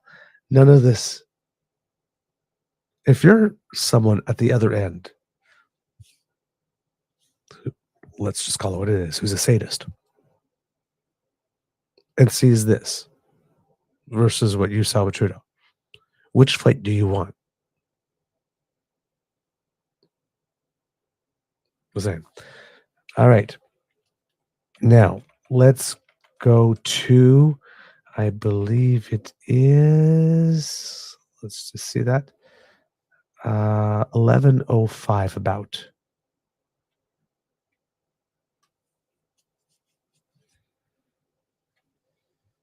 President Trump stabbed America's best friend in the back. My message to the President is this: Canada will fight back. We will defend our people and our economy, and we will put Canada first. There's no doubt that our economy will suffer, but so will yours, President Trump. In fact, you're already paying the price, with trillions of dollars erased in stock market value over the last month of these threats. Already, Americans are paying higher gas prices as at midnight, a new American gas tax kicked in on U.S. working class taxpayers and motorists. Your workers will soon start losing jobs they had upgrading Canadian raw materials, which, by the way, you were getting at an incredible and ridiculous bargain. And your businesses will be selling fewer products to your closest neighbor. And that's only the beginning. While Canadians are slow to anger, he's having more trouble getting the words out in English than he did in French. And he spoke for 12-something minutes in French. So this is with 13 minutes of him warming up. This is the best he can do. He can't meet the moment. He never could. Does this convey strength? No. Does this sound... I'm going to talk like this. And be short like this. And put my face like this. This is my serious face. Danger. Like the Kit Kat commercial. My serious face and my serious voice. Another. I've seen high school theater. That's better. He doesn't I'm not have convinced. Minerals. Minerals. Doesn't have the minerals, mate. Keep going. and quick to forgive, once provoked, we fight back, and we will fight back. Now, I'd like to speak to the millions of Canadians who are anxious today after learning that President Trump has attacked our economy, to the auto workers, the forestry workers, the steel and aluminum workers, the mining and energy workers, the truckers, the farmers, to all of you who get out of bed before the sun rises and do the labor of the nation. You are afraid right now, and I understand. I want you to know that I will fight for you. I will fight for your job. I will fight for your family. No, you fucking won't. I will fight for your job. I will fight for your family. No, he I won't. am so convincing. Hear my passion. He has voted against everything that would help workers across this country his entire career. Except the anti-scab legislation, which surprised One everyone. thing, I'm still shocked about that. But again, we give him credit. Gotta give him credit. Yeah, no, he voted for the right thing. Like we say, we give him credit. Except the anti-scab, nobody saw it coming. Nobody understands why he did it, but he did. I mean, he's voted against dental care. He's voted against $10 a day daycare, school lunch program for children. He's voted against pharmacare. And as a matter of fact, when we showed a clip where he was being interviewed by a city TV news person who asked him, said, why would you cancel dental care? And he's like, millions of Canadians. He goes, and where'd you get that information from? And she's like, from the government of Canada. Oh, you got it from the government. Well, you can't trust them. But you want to be the government. So you're telling us you can't be trusted. There's no trust in that man. You cannot be trusted. This man has not grown in the last 5 years. He's not grown since high school. He's the same smarmy, smug, narcissist know-it-all that he was in high school. I know this because I have friends who went to high school with him. He never left the university debate club. High school debate club. Oh, no, I was a member of the high school debate club. He never left it. We actually had rules when we debated. Well, you remember what Wayne Easter said about him. There's no debating with this man because he'll flap his wings and knock the pieces off the chessboard, shit all over the place, and then act like he's strutting around and acting like he's won something. Well, I mean, he did it the other day, right? I'm so glad everybody's coming around to my ideas. You mean the ideas that were already put forth before you even stepped? Oh, Jesus. Girl, please. Mr. Grizzly's doing the okay. That's I really not broken yet, but close to broken. I really do want to see a healthy, progressive, conservative party in this country again. I would like to see a progressive, conservative leader. I have no problems with a progressive, conservative prime minister, as long as they're progressive. So they look at the good programs we have and say, those are good programs. We should prop them up a little bit. And maybe actually conservative. Progressive being the key term, but actually conservative, not reformers, because that's all he is. Jeez. That guy right there? No, there, right there. That guy right there? Reform Party stalwart. That's it. We'll continue for a couple more minutes. I have to break it up because I can only take so much of this guy. I hear you. He gets on my nerves too. I will fight for your chance at owning and paying off a home, and I will fight. Really? No. How are you going to do that? You voted against the housing program. Yes, and you're threatening municipalities with taking funding away if they don't do it your way. So, and you told your members of parliament, members of your caucus, not to accept funds from the housing program for their constituencies or request it. This man is not going to help anybody but himself and his puppet masters. That's key. He won't be in that position much longer. He's on his way out. And Doug Ford is ready to take up that mantle. I guarantee it. You just watch and see. For your retirement. And I will fight to put Canada first.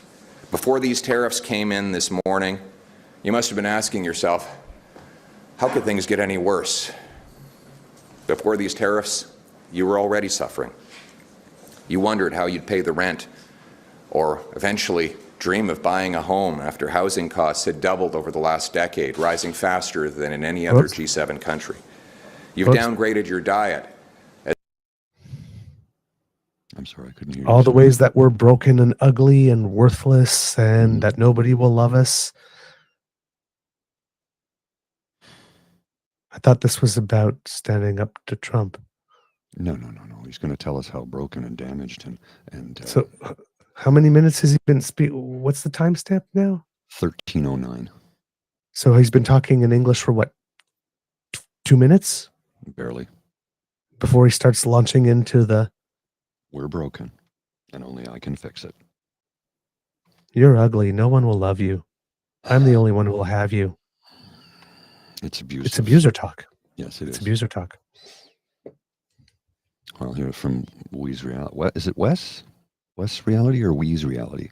I don't know how you like to go by it, but housing in Vancouver went up 400% under Harper. So a conservative is going to do something to help get you in a home? No, they're not. He wants more tent cities so he can shoot a video in front of them without their permission and use them as a political prop because he can punch down. Let's continue. Eventually dream of buying a home after housing costs had doubled over the last decade, rising faster than in any other G7 country. You've downgraded your diet as food prices have risen 37% faster in Canada than in the United States over the last 5 years. That's called corporate greed. We already know they've had record profits each quarter because they're greedy bastards. You might be one of the 2 million people, a record-breaking number, lined up at food banks, a number that has more than doubled before these tariffs applied. You've likely noticed that your paycheck is not keeping up with the record inflation, as Canada's GDP has grown less and lower than any other G7 country over the last decade. Okay. That is and then, fundamentally a lie. That is a lie. And then we can stop with the rest of it, because the rest of it, as I described yesterday, is then he comes to a solution. We need to, make sure that the tariffs apply on things, we can't make ourselves first, and then things we can't buy elsewhere first, and then, which everybody's already proposed.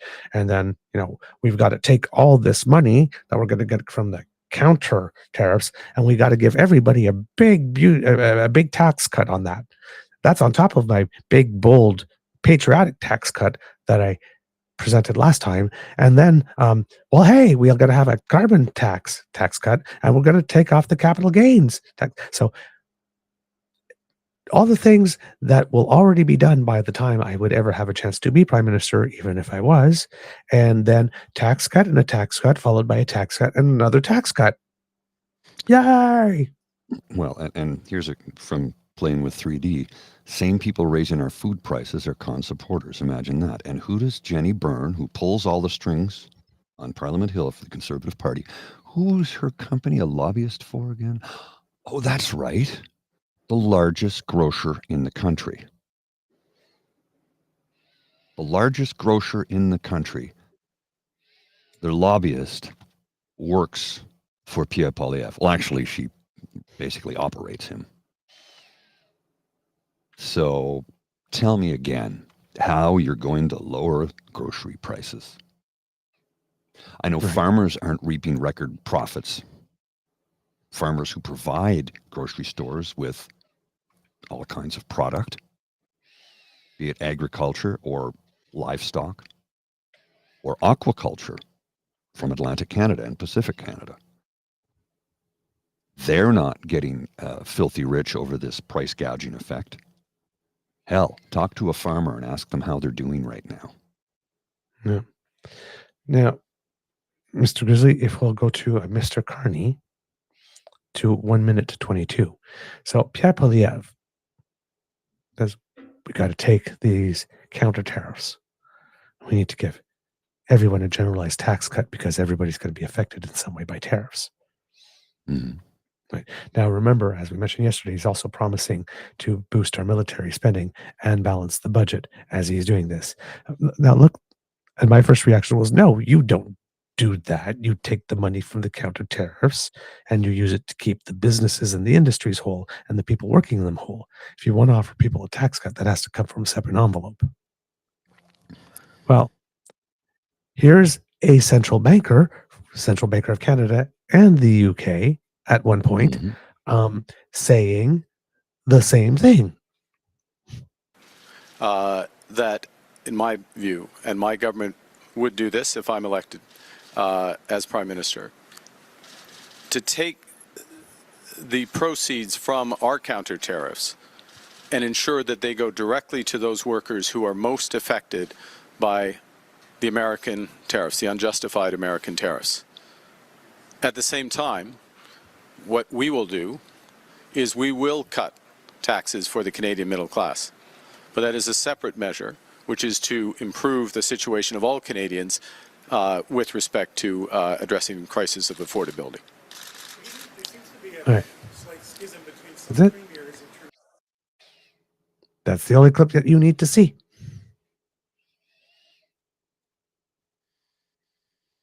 He wants to take the money that we do for reciprocal tariffs and give it to the industries and the people that will be most affected by the tariffs.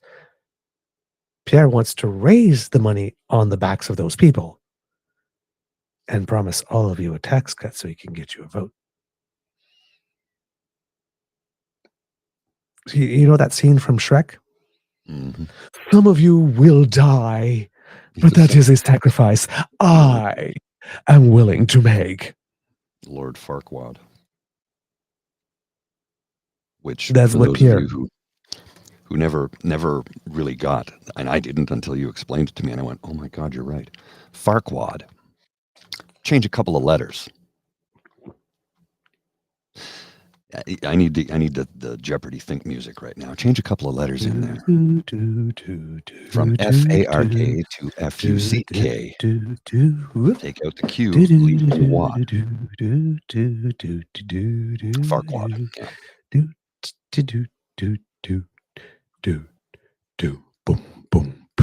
Yeah. So there you go. So, kids and cubs, compare and contrast, juxtaposition. Prime Minister Pierre Carney. Rank them. Rank them. There's an expression in French, le choix s'impose. The choice imposes itself. It's so glaringly obvious that one of these three is unable to meet the moment, and one of these three does not have your best interests at heart. Because one of these three literally proposed raising money off the back that people are suffering and to distribute it to people who might be suffering less. Or some who might not be suffering at all. Mm-hmm. That's his solution. And another person is saying, no, the money that we collect on behalf of certain people, we distribute to those certain people. And if there's more money to distribute, we take that from somewhere else. One is already telegraphing how it is he is going to screw you if you are paying attention. And one is being very, very, very clear about from which pot of money which things will come. And to whom that money will go specifically. I don't know about you, but I like clarity. I'm a big fan of clarity. Hey, we even passed an act.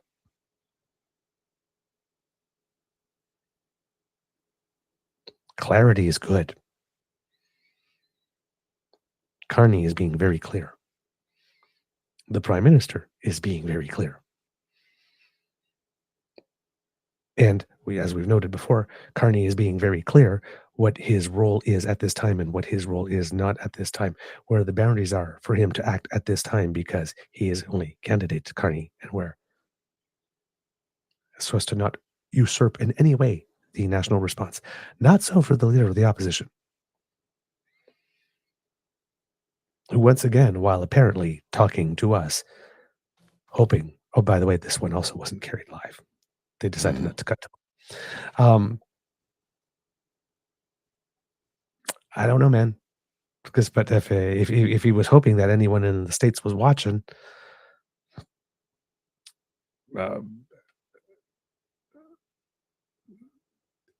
I hope he knows that he sent everyone the message that he's the weakest of the three, I guess. And one of them, the Prime Minister, is no longer an option.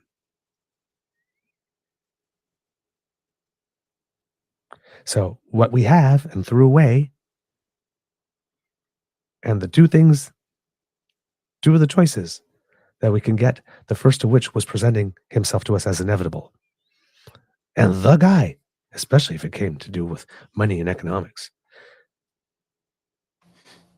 the guy allegedly who claims to know everything about money and economics, Pierre, doesn't appear to even know that you take counter tariff money and deliver it to those most affected and the industries, so that there's still an industry once the tariff war is over. You support the industry. You don't just take the money, spend it on other things, and let the industry die.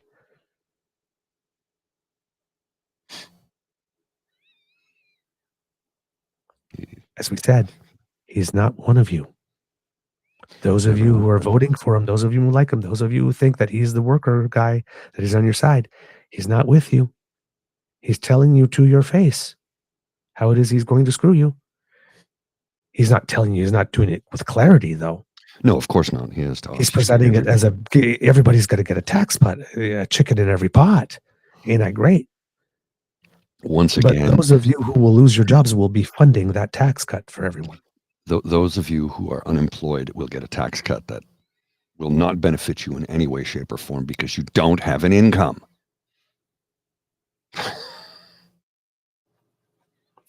I guess, and if the businesses you work for go under when this whole thing is over, then where do you go for your work? Yeah. That's what he's setting you up for. And again, don't believe us at your own peril. Well, but we are not haters. We're trying to warn you. And he's telling you. He's just couching it in a whole bunch of other things and doing the, hey, you get a tax cut, isn't that great? Yeah, but he's not telling you what the cost of it is.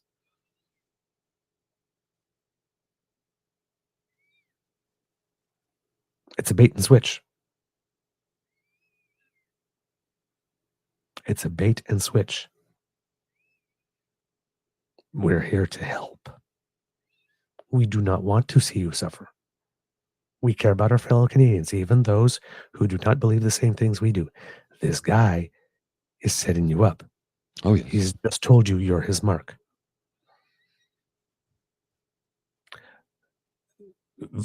In these times where we might have to do things a little differently, because everything around us is a little differently, trust the person who actually tells you very clearly how he's going to do it, from what envelope it's going to come from, and to where it is going to go.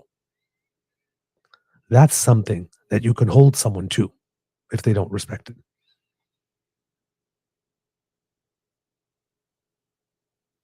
This is the time to ask for details,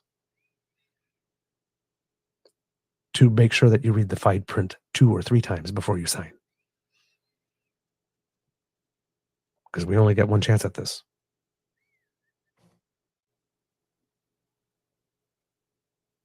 We got to get the assignment right.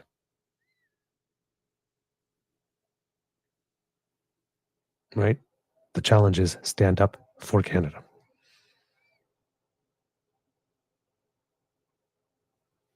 All right.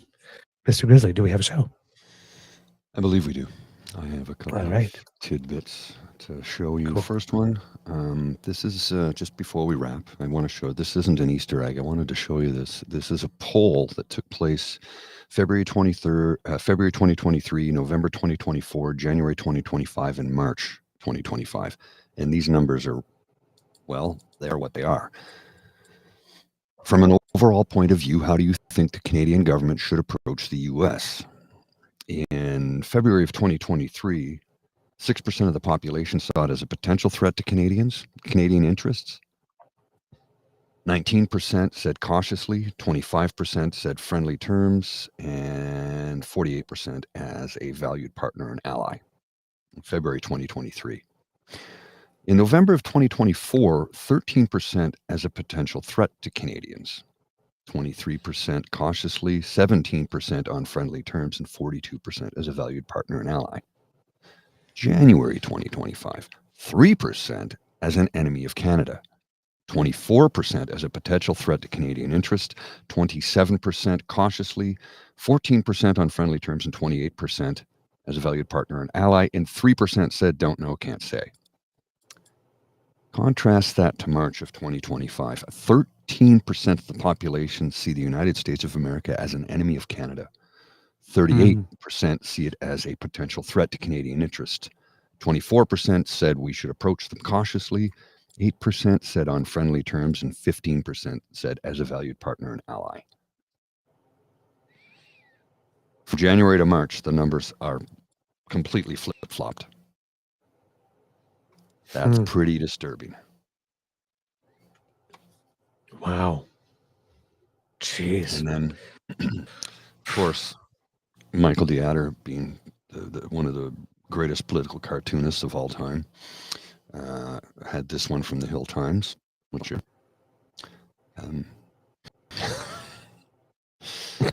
on a cold winter's day, Donald Trump is licking a pole that says tariffs and his tongue is stuck to it. And two fellows are walking by looking over at him just saying, not again.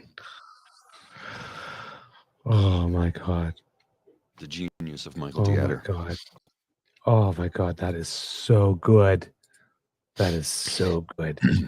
Well, and here's one more thing here from Isaac Callan. I don't know who Isaac Callan is, but I think he is online digital broadcast journalist for Global News Toronto. Okay. Focusing on Ontario politics. He released this, and I'll show you a response to it in a second. This is interesting. He says that this is new from Doug Ford. Doug Ford is asking people to stop texting him at night on the one device he uses for government work. Constituency matters and personal calls. Let me start that over again. Doug Ford is asking people to stop texting him at night on the one device he uses for government work, constituency matters, and personal calls because the buzzing keeps him awake. He says he can't put it on silent in case there's an emergency. Okay, yeah. Dropping Doug Ford's business card here for no reason whatsoever.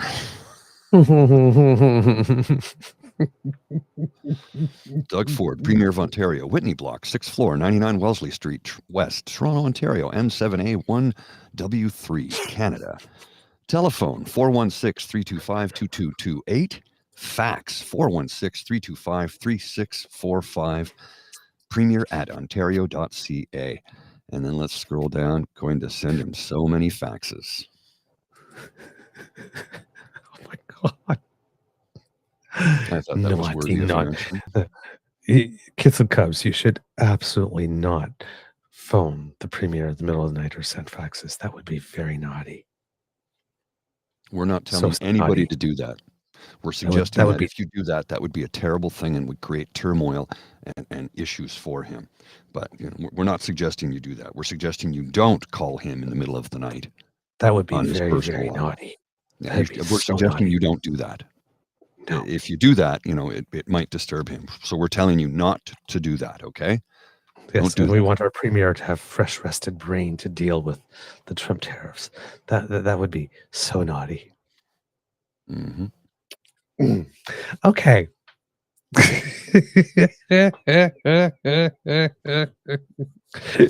Oh man.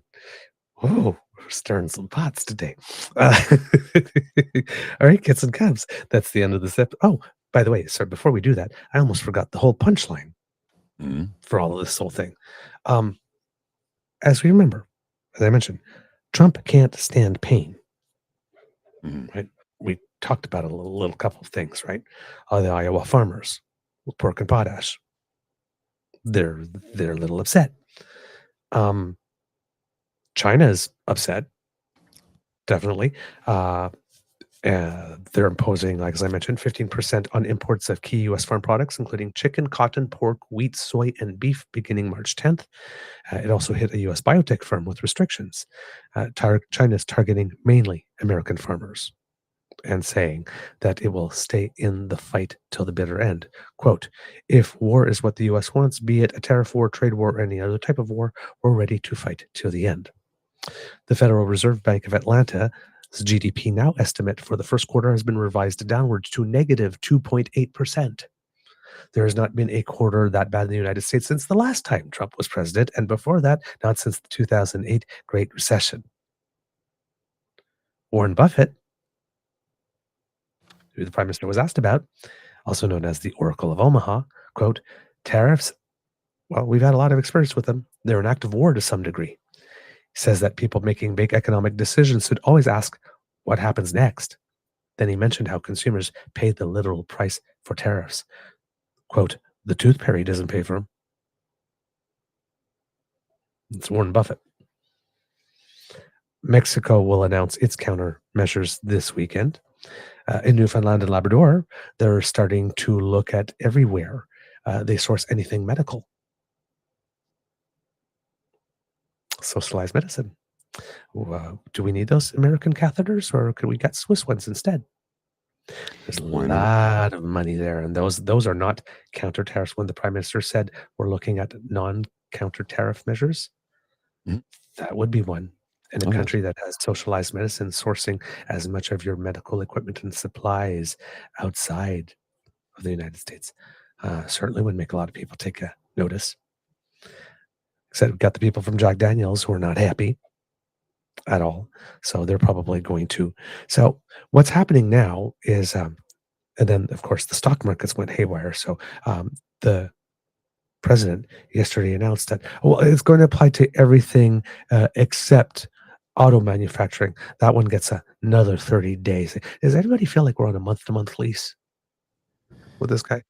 Yeah. So there's going to be another 30 days for this one to give people more time. But the thing is that if the United States wants to move all production, onshore all production into the United States, they'll have to build like 5 or 6 plants, several billions of dollars, and that'll take about 10 years to build.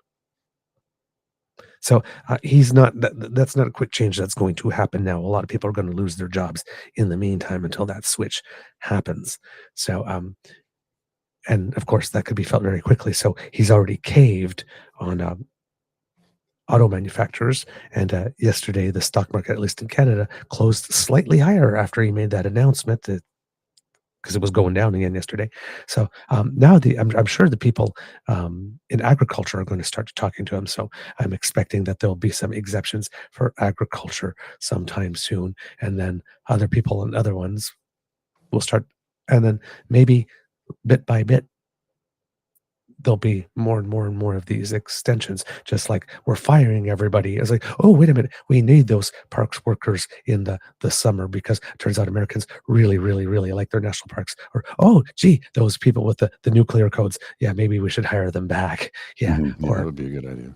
Or, oh, yeah, maybe we could use these particular scientists. So it's doing the same thing here. It's slap the tariffs on everything, and then have everybody come and go, wow, you can't have, this is going to hurt us. Okay, we'll make an exception for that, an exception to that. So if divide and conquer works both ways, if he wants to divide and conquer us as people or provinces or as nations, we can divide Americans based on sector. So by all of us coordinating. Let's address something here. Was I being petty showing Doug Ford's personal contact information? No, it's publicly available knowledge, but it's publicly available. Yes. He has his government phone that he gives the number out to people that tells them to call it. Period. Somebody else said, would you have done that to Trudeau? And the answer to that is, if Trudeau did to the Canadian people what Doug Ford has done to Ontario, damn right I would. I would. Yes, I would. If he had made his number public. If he had made his number public. Otherwise, we would just give his office number. We would just give his office number, correct.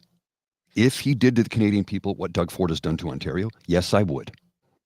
And I wouldn't hesitate. If it was public knowledge, if it was publicly available, I can share that with whomever I want because it's public.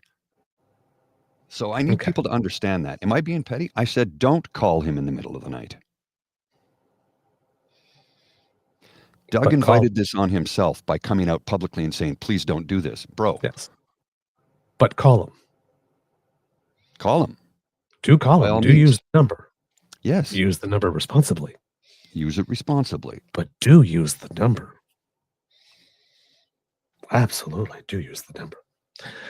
All right. And the thing that may have prompted that yesterday, it seems that somebody did some math and that tariffs could mean as much as $35,000 US added to the cost of a heavy truck bringing in supplies. 70% of the goods transported across the border between Canada and the US annually move by truck, according to Stephen Laskowski of the Canadian Trucking Alliance. The market was already down, the worst it's been over the past 40 years. The Canadian Trucking Alliance says that carriers have already started canceling contract orders for new equipment, and there's asking the federal government to remove excise tax on diesel fuel, also asking for an end to the carbon tax, which is estimated to save a truck between $15,000 and $20,000 per year. Now, as well as those trucks, the United States really loves pickup trucks. Yeah, the Ford F-150 is the most sold vehicle in North America, for that matter. Yeah. Well, it turns out that somebody did the math on that as well, and that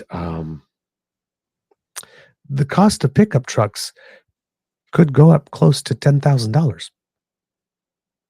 I think if I saw something the other day, somebody said $20,000, an $80,000 Dodge Ram was now $100,000. I saw a news clip on an American news channel about that just the other day. Lumber, a sheet of plywood, they've already jumped from $60 a sheet to $90 a sheet. Now, not all of that is tariffs. There's some corporate greed later on that. Mm-hmm. Right. So that, however, and I'm sure that a lot of pickup drivers are vote Republican. And I'm sure a lot of minivan and SUV drivers in red district suburban neighborhoods also voted Trump. Mm-hmm. And I'm sure they're not very keen on having to pay $10,000 to $20,000 more for a vehicle. I guarantee you they're not. And car companies, manufacturers, along with the dealerships, are now bracing for the blowback. Was it when we had Rosalind on the other day? She said a friend of hers returned his American-made car to buy a Japanese-made car. I'm like, just get yourself a Honda Civic. They're made in Ontario.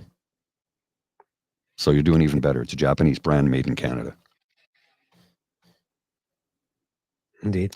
This is really, the blowback is huge. Yep, I just found the actual thing. Sorry, it wasn't as much as we thought. Analysts at Wolf Research projected the tariffs would add $3,000 on the average cost of a vehicle, $7,000 on models imported from Canada or Mexico. Full-size pickups have an average transaction price of about $65,000. So yeah, so 3 to 7, I guess, was the amount that they're looking at. 3,000, I think a lot of people can stomach. They won't like it, but they can stomach that. But 7,000, that's going to be a breaking point for a lot of people. Yep. It's like it will be. It's like, wait a minute, how much is my leasing cost per month, or my bank loan cost, or my finance, whoever I go through? What is that going to increase by? 3,000. Okay, you can handle that. And I don't know if you've noticed, but remember the subprime mortgage issue they had in the United States that crashed the global economy in 2008? The same thing is happening with motor vehicles in the United States. And it has been for a number of years, where they have 10-year loan programs. Look at how low your monthly payment is. 10 years?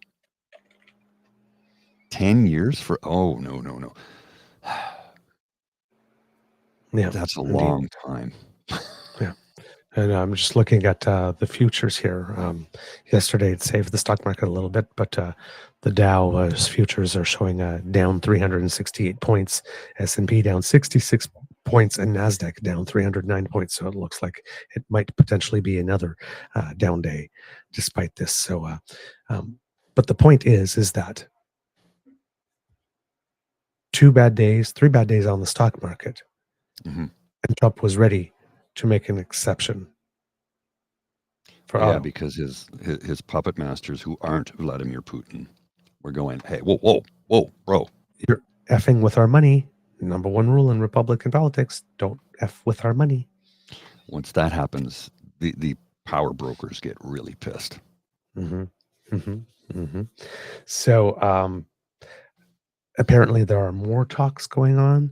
Apparently there are going to be, or apparently there's a chance that there will be a lot more exceptions, especially as these start to hit and people are losing jobs and whatnot. So in the battle of who can administer the most pain, that's the United States. But when you get somebody's hackles up in the battle of who can take the most pain between us and the president, we're able to take more pain.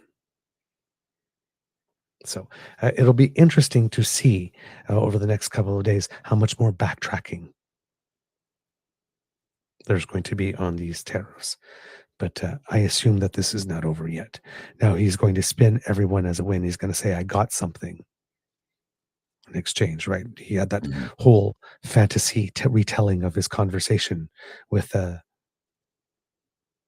prime minister, where he finished with, like, he couldn't even tell me when the next election is going to be, but everything before that too was some pretty fantasy stuff. It's like, again, I'm reading it. It's like in the history of things that didn't happen, this did not happen the most. It's like there's no way the prime minister had this particular. There's no way that the conversation with the prime minister of Canada went down in the way you are describing it in that truth thing that you put out. And only the most gullible, or not even the most gullible, the Canadians that would most want to believe, most willing to ignore the evidence of their eyes and ears because they just can't stand Trudeau so much. That's about the only people that might still be with you on that one. Because, yeah, nobody believes that happened that way, sir. So, all right, kids and cubs, that's the end of this episode of the Daily Beaver Morning Show. We hope that you love listening to us because we love making this for you. Remember, sharing is caring and word of mouth is priceless. So please tell your peeps and poops all about us. We love it when you do.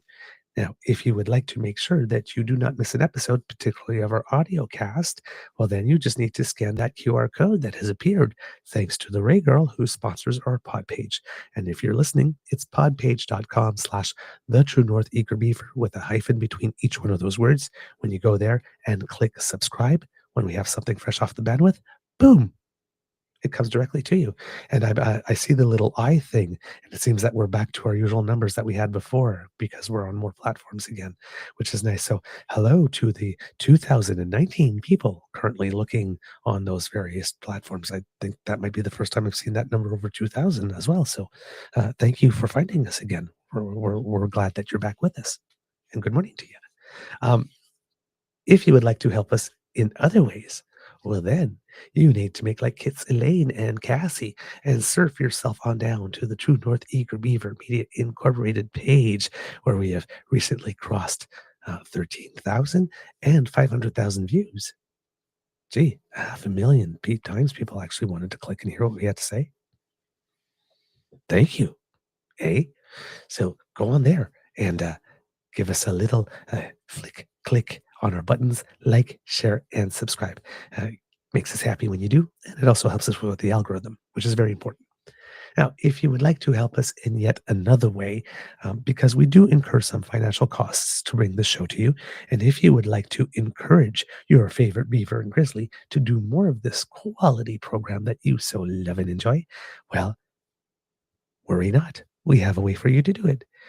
It's called the Eager Beaver Lodge Emergency Hydration Fund. Really, it's just our tip jar. But you can find it at our coffee page. That QR code that's by Mr. Grizzly's head will bring you right to it. Or you go to coffee, spelled ko-fi.com/eagerbeaver, all in one word. And you will see a little way to contribute there. Every donation is absolutely appreciated. Thank you so very much for all that you do when you do donate to us. And we'd like to give a little shout out to Kit, I believe, Kit T. Wigmore, who, this is funny. It's not the correct one that's appearing, but I know that Kit T. Wigmore sent us a little something the other day. There it is. I found it with a message. Loved Rosalind. Always enjoy your explanations of news and views. Stay calm and carry on. thank you so much, good sir. We really appreciate the support. And I believe we got a word of support from some. Oh, yes, also from T. Wigmore the other day saying, "You are so accessible, relatable, transparent, honest, and I could go on and on. You work well with and play off each other so well. Love your shows. I learn a lot, get challenged, sometimes affirmed in views I espouse, but always come away from listening enriched as a human being. Rock on, all the best." Hey, you gotta love that kind of love. And there was someone else the other day that put us on the whole list, like with the Trillium and a whole bunch of like publications that we respect, and saying, if you want to get 100% Canadian news, here are your sources, listed us there. And it's like, wow, just to be mentioned in the same breath as all of them is already a high honor. So for the people who think of us that way, again, we are not journalists, but for people who do think of us that way as a reliable source of information analysis, thank you. That's a very high compliment. We really love it. So thank you. So that's our coffee page if you want to donate through there. And if you want to donate directly, 100% Canadian style, not going through PayPal or any of the CEO bros, truenortheagerbeaver@gmail.com is our email address. You can just send us a transfer there. That's also the address, however, where you can send us something if you wanted to let us know what you think. Because if you're not able to make a contribution, we don't want you to worry about that, because you make other contributions through your participation and your presence. You have many listening choices, and you spend time with us. So we appreciate that. Let us know what you think, because it's your show too. truenortheagerbeaver@gmail.com, or @trueeager at Blue Sky, or at The Bad Place on the Twitter, or at True North Eager Beaver at Facebook, which is our original home. Or if you're listening right here on YouTube, right down in here in the comment section, let us know what you think. And if you've got suggestions for the show, we welcome those too. We try to read everything. We're not able to respond to everybody, but we do read everything, and everything makes the show better. So thank you very much. Because democracy is something that you do, we have provincial by-elections in Manitoba coming up. So find out what's going on there. We might have a federal one in Nova Scotia if there's not a federal election called. That would be for April 14th to replace the seat that Mayor Fillmore of Halifax vacated in order to run for that position. And of course, there's the Quebec Liberal leadership race, and voting is underway in the federal Liberal leadership race, with results to be announced in 3 days. We will find out who the new leader of the party is. All right. Oh, and also, call Doug Ford, but in reasonable hours. during office hours. Yes, during office hours. During office hours. Yes. Or even early evening. Well, no, but not in the middle unless of the it's a legitimate emergency. Just call them during office hours. Yes. Mr. Grizzly, do you have some words of wisdom? Well, I don't know if they're words of wisdom, really. I just wanted to share this with a recent political cartoon. A gentleman watching Donald Trump on his computer, it looks like, and Trump saying, "I hereby declare that our official language is now hate speech." And the gentleman responds with pendejo. For those of you who don't speak Spanish, pendejo means asshole.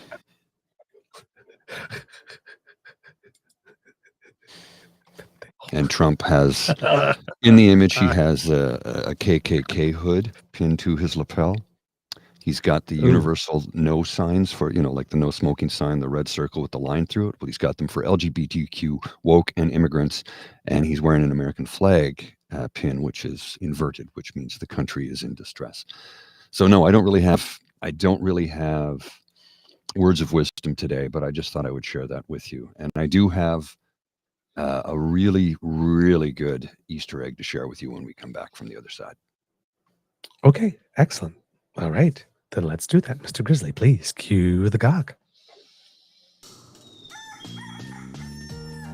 You are listening to a True North Eager Beaver Media Incorporated podcast. The True North Eager Beaver podcasts are proudly brought to you by our founding sponsors, the Misfit Mysteries from Corvid Moon Publishing, your source for science fiction, fantasy, and cozy mysteries featuring a broad diversity of characters. CanadianTarot.com, their uniquely Canadian online eclectic tarot community, and The Peppermaster, hot pepper sauces made from farm-fresh ingredients to thrill your taste buds and expand your mind. We are grateful to the Crier Media Network for its support, Pete Jarvis for our artwork, and Paul Joseph Something for our opening and closing sequence music.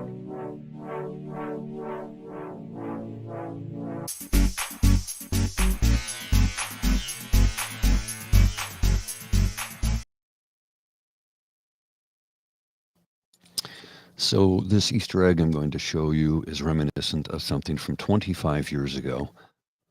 This was done just, I think yesterday or the day before it was released. I don't know when it was recorded, but it was recorded very recently. I think you'll all remember the original.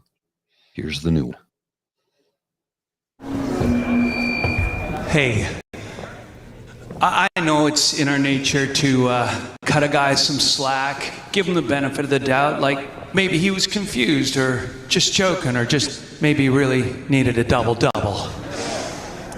But this isn't that guy. These aren't those people, and those are not the Rockies. They make a lot of mistakes. They mistake our modesty for meekness, our kindness for consent, our nation for another star on their flag, and our love of a hot, cheesy poutine with their love of a hot, cheesy Putin.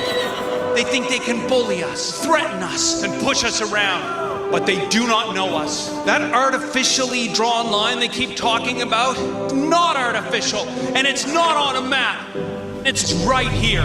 This is the land that Terry ran, the land that Gord sang about. This is the birthplace of peanut butter and ketchup chips and yoga pants. It is the land of universal health care and the bench clearing for all, of innovation and optimism and getting her done.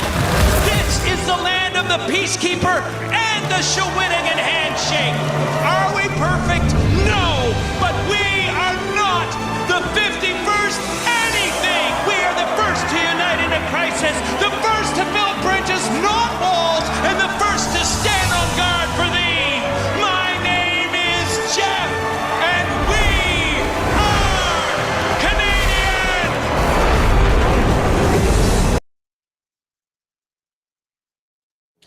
So that was Jeff Douglas. You may remember him from the Molson Canadian commercial from 1999, or was it 2000? I think it was 99, 2000.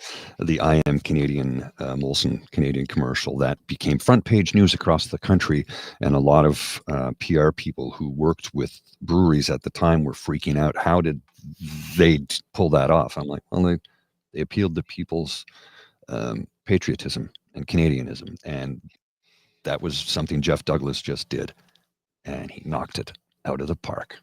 Mm-hmm. Mr. Grizzly, do you have the Easter eggs I had? Yeah, you just got to give me a minute to pull it back up. My computer was lagging and it almost crashed, so I had to shut a few things down. So just give me a minute here and I'll pull it back up. No worries. There's a Twitter account called Jen the Feisty Librarian. I very, very, very, very much recommend it. It seems that her husband does some graphics and decided to do two on their own. No relation to us, but I think it's Kit Jen here in our chat that led me to them. Says you got to see this, and it's like, wow, these could have been tailor-made for our show. Well, we're not allowed to use them for our show, although I did mention that it does work very well with our branding. Well, but we were asked to share. She says, "Made by my husband Jeff. Save and share." And I responded. I said, those fit perfectly with our brand, and I gave her a link to the YouTube channel. Elbows up, an angry beaver. Elbows up, an angry grizzly bear.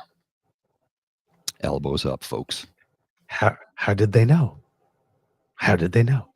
All right, and this I think comes from Kit Uncover. It's a little. Well, let's just put it this way. It speaks to my beaver heart, Mr. Grizzly. Just a second while I pull it up. Yeah, just give me a sec here because the problem with it is it starts the second you load it, go and trick it. Yes. And here we go. Beavers are petty little shits. In Russia, a while back, city planners tore down a beaver dam to make way for some construction. The beavers waited till the middle of the night and then cut down every tree in the area and ripped up all the shrubs. Follow a beaver long enough, and it'll hide a literal line of shit in your path to prevent you from getting closer. Beavers, like Canadians, some of the most vindictive sons of bitches you will ever meet. Case in point, 30 years ago, Coca-Cola pulled its bottling plant out of Newfoundland. To this day, Reddit is full of tourists saying, yo, what's with all the Pepsi here? More than a decade ago, Heinz up and closed its 100-year-old bottling plant with no notice. 750 workers left in the lurch. The French's company stepped in. To this day, Canadians buy French's, even though it's an American product. Don't believe me? Check the comments. Beavers, like Canadians, are pleasant, but we hold a grudge longer than a Twinkie survives the apocalypse. You might say we put the Riz in resistance. In America, you might do well to check your own history of battles with your northern neighbors. Exhibit A, the day we burned your White House to the ground. Hell, your own national anthem is about that. Bombs bursting in air, those are our bombs. The flag was still there, that's Francis Scott Key, stunned that an American flag still flew after we leveled Baltimore. We know your history better than you do, and that's the point. America has long reveled in the self-appointed title of leader of the free world. I always thought it rather enjoys watching the world catch a cold when it sneezes. And now it's pushing its weight around to apply tariffs to almost every country in the world. And how is the world responding? London, this weekend. European countries meeting with Canada to cut America's trade out of the loop.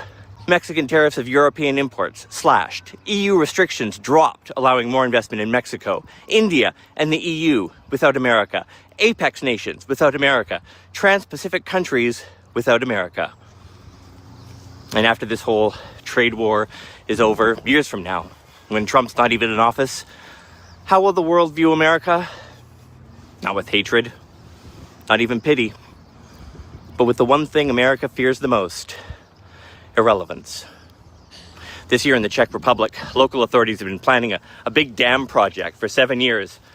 Some local beavers moved in, built it in 2 days. Tariffs against Canada start tomorrow. Beavers, like Canadians, are petty as fuck. But we finished.